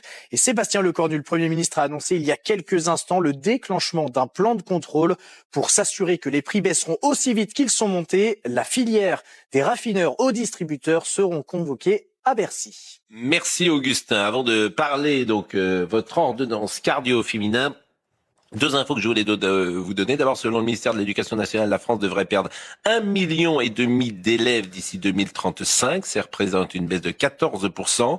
Face à ces données, le ministre de l'Éducation, Édouard Geffray, a affirmé qu'il sera nécessaire de repenser l'offre scolaire sur le territoire à long terme. Ces projections suivent une baisse déjà entamée qui va devenir massive puisqu'on va perdre 1,7 million d'élèves, dont 933 000 élèves dans le seul premier degré, a déclaré le ministre de l'Éducation dans un entretien au Parisien. Tout le système éducatif va être impacté par ce mouvement extrêmement ample qui touchera tout le territoire malgré des disparités nationales assez fortes. Si au lieu de fermer des classes, on développait la natalité. Oui, mais là, pour cela, ça va être difficile. Qu'on baisse le nombre de professeurs, ça semble logique puisqu'il y a moins d'élèves. En revanche, on pourrait peut-être en profiter pour revaloriser les salaires des enseignants parce que quand on regarde la moyenne européenne, les enseignants français sont parmi les moins bien payés. Où on supprime les postes. Et parce que c'est un engrenage vicieux. 4000 suppressions de postes d'enseignants sont attendues à la rentrée 2026. Oui, parce qu'ils risquent. Alors évidemment, quand vous avez beaucoup moins d'élèves, c'est logique, il y a moins de professeurs. Bon, encore que, il y a certains professeurs qui seraient contents d'avoir un peu moins d'élèves et vu notre niveau scolaire, on pourrait se poser la question, en effet, de la réorganisation. Mais surtout, le risque, c'est la suppression de postes dans des endroits déjà ruraux où l'État disparaît petit à petit, ce qui n'encourage pas non plus à fonder une famille. C'est pour ça que je parlais de cercles potentiellement vicieux. Pour la natalité. C'est mercredi. Est-ce que vous allez encore au cinéma? Est-ce que vous avez ce plaisir à faire la queue, rentrer dans une salle, acheter et plus de ne pas avoir de portable, d'écran, d'être à l'abri? Est-ce que vous avez ce plaisir du cinéma encore, Charlotte? J'aime bien y aller, j'y vais pas beaucoup, mais j'aime est-ce que vous y allez? Ben ouais, mais c'est dommage. Oui, vous avez mais les films sont longs aussi. Trop peu. Comment ça, les films sont longs? C'est vrai? Mais non. Il y a beaucoup de films qui sont 3 heures maintenant. Mais si c'est pas. Moi j'aime bien. L'important c'est que le film soit bon. Ah mais je suis d'accord avec vous, mais c'est plus difficile à caler dans une journée. Bon, alors c'est mercredi et le mercredi c'est c'est ravioli. Bon, exactement. Alors d'abord aujourd'hui il y a Cocorico 2 qui sort. Est-ce que vous avez vu Cocorico? C'est une comédie réussie. Quoi, j'ai pas vu Cocorico 2, mais là le premier était une comédie française merveilleusement jouée avec Christian Clavier et Didier Bourdon, très bien écrite, très drôle. Voilà, c'est un genre qu'on aime tous. Qui n'aime pas la comédie lorsqu'elle est réussie? Il faut vraiment être un drôle de zig, si j'ose dire. Il y a deux types de films en France. Il y a 2 circuits il y a des comédies qui ne sortent jamais à Paris. Qui ne sont jamais chroniquées par Télérama et puis il y a des tas de films dont on entend finalement assez peu parler, les Ducobu par exemple, qui font des cartons. Ducobu, pas Ducobu, c'est une adaptation roumaine. Ducobu, vous avez bien parlé de Ducobu. Qui ne sortent pratiquement dans aucune salle à Paris, mais qui en revanche, alors dans les petites... Arrêtez, Ducobu ça sort à Paris, ça fait 5 ou 6 millions d'entrées. Je vous assure, Ducobu, il y a les enfants, les Parisiens ont des enfants. Très intéressant. Non, mais ça c'est vrai pour certains films, mais pas du Ducobu. C'est un mauvais exemple. Il y a des films dont on ne parle jamais, qui sont des vrais succès. Oui, il y a parfois effectivement des succès. Par exemple, Marsupilami marche sans doute mieux en province qu'à Paris. Il y a les Chevaliers du Fiel, les Baudins. Ça sont des exemples que ça fonctionne en province. Exactement. À Paris. Ducobu, c'est pas le bon exemple. Bon, d'accord. Mais c'est vrai, parfois il peut avoir. Bon. Donc ce que vous voulez dire, c'est que Paris, qu'est-ce que vous voulez dire? Qu'à Paris, les gens sont plus. Ce que je voulais dire, c'est qu'il y a un cinéma à 2 vitesses. Oui. Le cinéma à Paris, on est un peu plus intello que à Vierzon. Et des films dont on parle dans la presse régionale et qu'on voit plus en région qu'à Paris. Bon, depuis le début de l'année, ce qui est intéressant, c'est que les 4 meilleurs films qui font le plus d'entrées, c'est pas si fréquent, c'est 4 films français. Le premier, comment? Précisément. Le premier, c'est Marsupilami. Je les ai vus tous ces films-là. Je suis allé au cinéma, je l'ai vu Marsupilami. C'est rigolo. Le deuxième, rigolo. C'est rigolo, c'est un film c'est la bande de Fifi, c'est un film rigolo. Moi, je suis très bon public. J'ai vu Les Rayons, les Ombres, c'est très bien. Tu peux voir. En fait, tu peux tout voir au cinéma. C'est de la même manière que tu peux aimer Proust et Astérix. Enfin, et Louis de Funès et Tarkovsky. Bon, je vous le recommande, Tarkovsky. Bon. Et les 4 premiers films sont 4 films français. ceux qui ont fait le plus d'entrées. Vous allez voir Marsupilami en 1, Gourou, qui est un bon film que vous avez vu, qui est un bon film avec une fin effectivement qui peut interroger, mais belle performance de Pierre Ninet. Oui. Pierre Ninet, est-ce qu'on a est-ce qu'on voit mais pourquoi on le voit pas? Je croyais qu'on allait voir. Alors je vais vous dire, donc le premier c'est Marsupilami qui a quand même fait 5 millions d'entrées, Gourou qui a fait 1,9 million d'entrées, Les Enfants de la Résistance de Christophe Baratier qui fait 1,2 million. Il avait déjà fait Les Choristes. Ça c'est oui, mais ça fait faire 1,2 million aujourd'hui. Non mais c'est pour ça, c'est une belle. C'est une grosse performance, Christophe Baratier, tant mieux. Et l'affaire Bojarski, qui a fait 1,1 million. Tout ça, c'est des, c'est les 4 premiers films français. Donc, bravo au cinéma français. Mais je voulais vous faire écouter ce qu'a dit Christian Clavier sur le monde du cinéma. Et il a donné, visiblement, alors je ne sais pas à qui il a donné d'ailleurs cette interview. C'est une chaîne YouTube qui s'appelle On Time. Et c'est dommage que Christian Clavier, bon, la dernière fois, je l'ai invité, il m'a comparé à un cuisinier. Donc, je l'invite moi. C'était pour rire d'ailleurs. Et puis, on pourrait le réinviter d'ailleurs, mais qui viennent sur ce plateau, au contraire. Parce que ce qu'il a dit sur le cinéma, c'est vraiment très, très intéressant. Et il a parlé des producteurs. Écoutez Christian Clavier. C'est très compliqué. C'est un paradoxe tout à fait redoutable. Il y a énormément d'argent qui tourne dans cette profession. Il n'y a jamais eu autant d'images consommées. Mais oui, c'est ça. En même temps, les groupes se sont, concentrés. En général, des milliardaires qui ont d'autres activités, mais qui ont acheté ça par rapport à l'image, parce que l'audiovisuel, où ils veulent le donner à leurs enfants, etc., est très important. Et donc, ils ont mis en place un certain nombre de gens qui ne sont plus des producteurs qui risquent leur argent, mais qui sont des salariés employés par eux, avec comme ordre: ne perdez pas d'argent. Je vous demande de ne pas perdre. Et vous ne faites pas de cinéma si vous ne perdez pas. Et donc la problématique terrible de ces gars, c'est parce qu'ils ne veulent plus perdre. Or, le cinéma, sur 10 films, vous en avez 6 qui perdent. 2 qui font une affaire blanche et 2 qui sont des triomphes qui rapportent beaucoup d'argent. C'est ça la statistique. Ça a toujours été le cas. C'est quand ça gagne tellement que ça rembourse le reste, puisqu'il y a les salles, le négatif qui va durer 50 ans, la télévision, etc., etc. Mais quand vous perdez, ça fait partie de l'ordre des choses. Donc ils ne veulent plus perdre. Et c'est pour ça qu'il y a tellement d'images avec tellement d'images médiocres. Ouais, c'est pour ça. En plus. Mais dans lequel on sollicite beaucoup l'argent des gens. Alors c'est fou, parce que vous regardez des séries, par exemple, moi je regarde des séries. Il y a beaucoup de séries, c'est pour ça que 92%. Oui, mais bizarrement, si vous regardez les séries espagnoles qui sont souvent intéressantes, c'est toujours les mêmes acteurs, ils sont 10. Tu les retrouves toujours. Oui. Et donc il n'y a pas de boulot pour les autres. Et il y a des acteurs, ils tournent un mois dans l'année aussi. Ça arrive. Exactement. La France étant le pays qui donne le plus de boulot de toute l'Europe. Mais le paradoxe de cette industrie qui est devenue tentaculaire, elle est aussi paupérisante. C'est très curieux. Oui, c'est bizarre. Parce que nous, on a commencé avec des producteurs. Claude Berry, qui produit les Inconnus. Il a fait faillite 3 fois, fait fortune 2 fois. Quand il fait Tess avec Polanski, il va y perdre sa chemise. Quand vous déjeuniez avec ces gens-là, vous parliez d'un projet de film. C'est un film que j'ai envie de voir. Ça veut dire que le film allait se faire. Aujourd'hui, pas du tout. Vous écrivez un scénario, vous le présentez, vous avez un producteur qui vous dit: bon, moi je vais aller faire le tour des télévisions, le machin et tout, je reviens. Alors écoute, c'est bien, il faut que tu changes ton début, ça serait mieux que tu supprimes ton casting qui n'a aucun intérêt, et la fin n'est pas bonne non plus. Et puis on va redemander à d'autres gens, parce que là pour l'instant on a la moitié de l'argent que ce qu'on pensait. Et t'es dans un truc infernal. Voilà. Et donc c'est beaucoup plus dur pour vous que ce que ça n'a été pour nous, où nous étions dans un rapport avec les gens, avec les décideurs qui étaient beaucoup plus humain. Et puis, moi, je comprends, Clavier, parce que les producteurs, il y avait quelque chose d'artiste dans leur démarche. C'était des passionnés de cinéma. La phrase j'ai envie de voir le film. J'ai pas envie qu'ils gagnent de l'argent, j'ai envie de voir le film. C'est une phrase de passionné. Je veux voir à l'écran ce qui va se passer. C'était des passionnés de cinéma. Mais ce qu'il raconte sur le cinéma est vrai en général. Ben, c'est ce que j'allais vous dire. Ah oui. Quand vous rencontrez, moi, ça me fascine de faire parler des gens qui sont plus âgés, on va dire, et qui racontent leur vie. Et leurs vies sont faites de rencontres, de un tel m'a dit: ah, génial, tu vas faire ci. Tout était humain, en fait, dans la relation, et notamment dans les parcours professionnels, c'est absolument sidérant. Aujourd'hui, on se dit, mais il n'y a pas un 8e qui arriverait, parce que personne pourrait se permettre il faut quand même l'accord de 12 personnes, et le contrat machin, et l'astérix ici, et forcément, ça bureaucratise nos vies, de manière indiscutable. Aussi pour le football, mais dans certains métiers, par exemple, dans les métiers de la presse, et également du cinéma, ceux qui dirigeaient, il y a 50 ans ou 60 ans, c'était effectivement des gens qui étaient issus de l'univers qu'ils dirigeaient. C'est-à-dire que, vous comprenez, celui qui dirigeait le cinéma, c'était... bon. Aujourd'hui, effectivement, ceux qui dirigent, c'est aussi dans le football.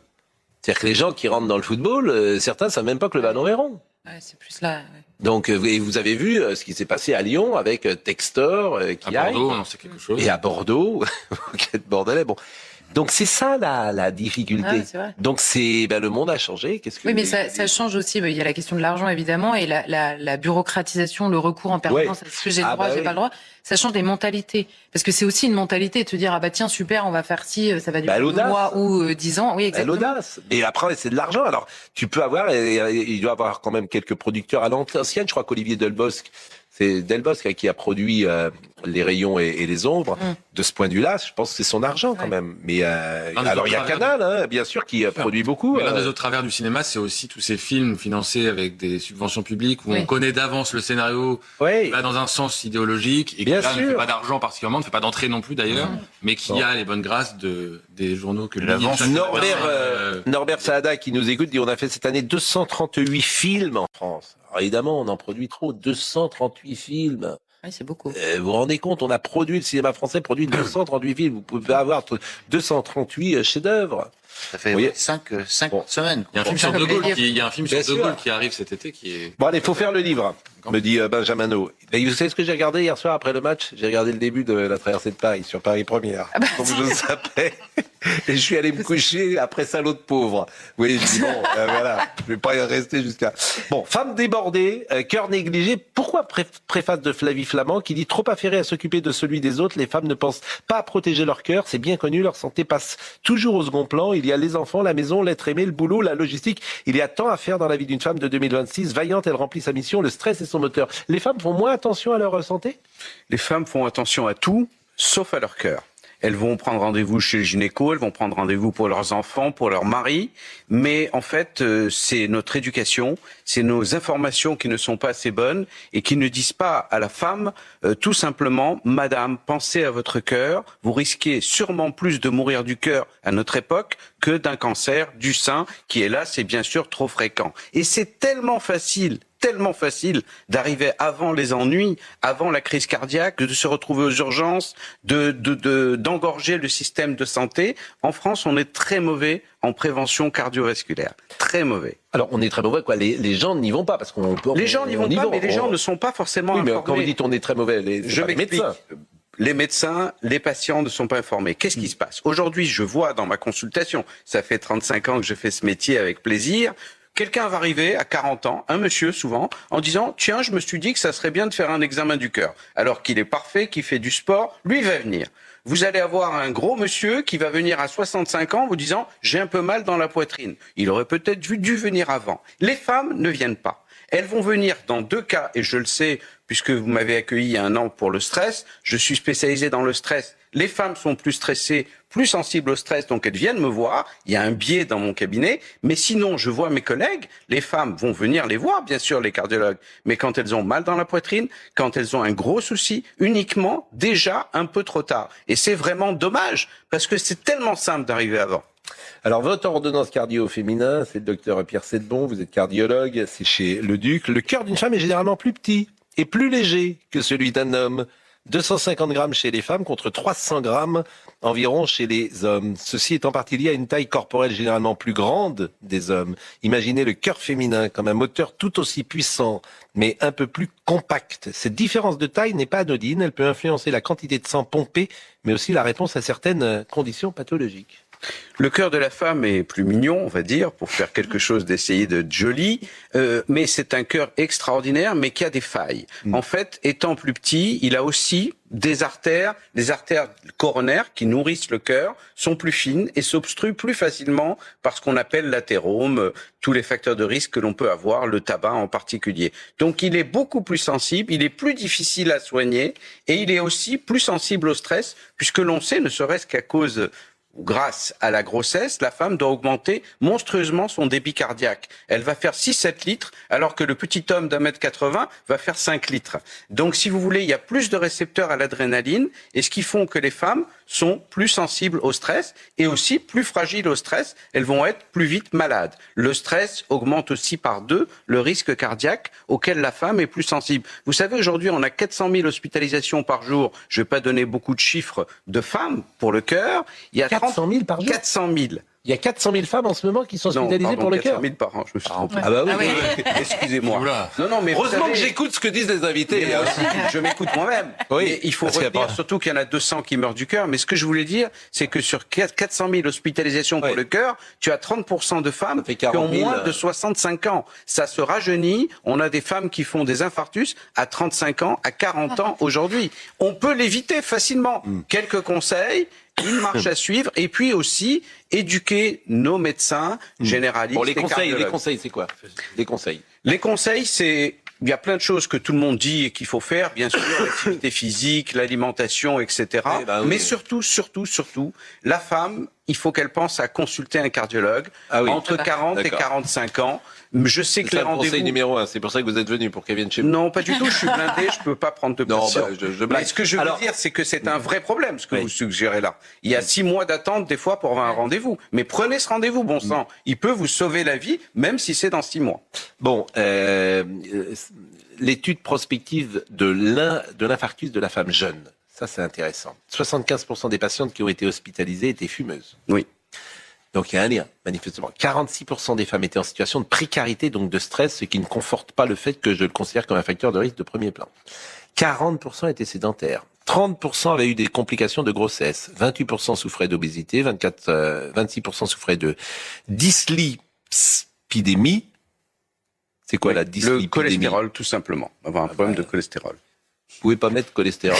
J'ai dû le mettre à un moment. Vous n'avez pas tout lu. Quand je faisais du média training, je disais, les gens, je leur disais, mais alors, quelqu'un disait, les valeurs locatives vont augmenter de 20%, me disait quelqu'un. Je disais, c'est quoi les valeurs locatives? Il me dit, c'est les loyers. J'ai dit, pourquoi vous n'êtes pas les loyers? Bon, ben là, c'est pas, ce qui est intéressant dans ce qui est dit là, de retenir l'hypertension. Mais les fumeuses, c'est surtout ça, moi, que je retiens. Les fumeuses, et retenir aussi qu'on n'a jamais tenu compte, nous, les cardiologues, que la femme a un risque supplémentaire qui est celui de la grossesse. Si pendant la grossesse, elle a eu un peu de tension, du diabète ou des choses comme ça, c'est un risque supplémentaire d'avoir un problème cardiaque. Ce que je comprends pas, c'est que le tabagisme féminin est en hausse.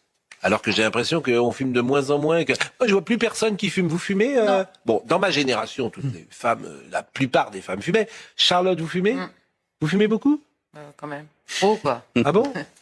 Mince, vous êtes plus exceptionnel. Mais paraît-il que c'est une fumée blanche à chaque fois qui sort. Oui, une fumée de paillettes. Une fumée blanche qui sort de votre... Bon, mais j'ai l'impression qu'il y a de moins en moins de femmes qui fument. Bon, bougez évidemment, ce que vous dites. L'alcool, bah oui. Un risque sous-estimé, c'est pas sous-estimé, tout le monde sait. Mais les femmes boivent moins que les hommes, quand même. Ça dépend des femmes. On sait qu'aujourd'hui, les femmes... On a une espèce de mimétisme. Aujourd'hui, la femme a le même mode de vie que l'homme. Elle a les mêmes risques, même pire. Et à pire. Oui, c'est ce que j'essaie de dire dans mon livre. Ménopause et cœur, ça c'est important. Ménopause et cœur, il est important de comprendre que les différentes perturbations hormonales et physiologiques associées à la ménopause sont un facteur aggravant des maladies cardiovasculaires chez la femme. Or, 43% des femmes considèrent que la ménopause n'a pas d'impact sur les risques cardiovasculaires. Parfaitement, la baisse des hormones, des estrogènes favorise les problèmes cardiaques, ce qui fait que la femme rattrape largement l'homme en mortalité cardiaque après 50 ans. Bon, on va voir si vous avez bien retenu le Takotsubo. Qu'est-ce que c'est? Je sais pas. Il en dit tout à l'heure, c'est le syndrome du cœur brisé, vous n'écoutez pas. Le Takotsubo, c'est un joli nom ça, le Takotsubo. Donc les 10 règles d'or, ne fumez pas, pratiquez une activité physique régulière, regardez l'heure des pros chaque matin, mangez sainement, évitez aux limites... Bah si c'est marqué, regardez... Bon. Faites contrôler régulièrement votre santé cardiovasculaire, surveillez votre poids et votre tour de taille, ne sous-estimez pas les symptômes. Bon, en tout cas, c'est toujours intéressant de vous écouter à 10h54. Comment va votre cœur, ami Gauthier? J'espère en pleine forme. Je me suis pas fait contrôler le cœur. D'ailleurs, je me suis jamais fait contrôler le cœur, je pense. J'ai pas le souvenir d'en avoir passé un examen. Alors, j'ai pas 12 ans, comme vient de le dire gentiment Charlotte, mais oui, j'ai pas le souvenir. On n'a pas le même âge, Pascal, donc on n'a pas fait les mêmes examens encore. Je dirais bien que je vous invite avec plaisir, mais bon. Je ne connais pas. Au début, ça m'a fait sourire. Et ensuite, je n'ai pas souri du tout. Allez-y. On va évidemment suivre le retour de Jacques Paris et Cécile Collère, accueillis par Emmanuel Macron à 11h30 à l'Élysée. Mais avant cela, on va revenir sur le drame de Romainville, parce que très peu de personnes en ont parlé. Cette dame de plus de 70 ans qui s'est fait violer par un Algérien dans des conditions absolument atroces. Et on est allé dans un CRA, centre de rétention administrative, avec un député, Julien Audoul, puisque vous savez que les députés ont le droit d'entrer dans les CRA et dans les prisons quand ils le souhaitent. Donc vous allez voir ce qui s'y passe ce matin dans 100% Frontières. Bon, eh bien, merci vraiment à tous. Vous surveillez votre vue, vos dents, mais pas assez. Vous pensez à votre cœur, et c'est le sens de ce livre.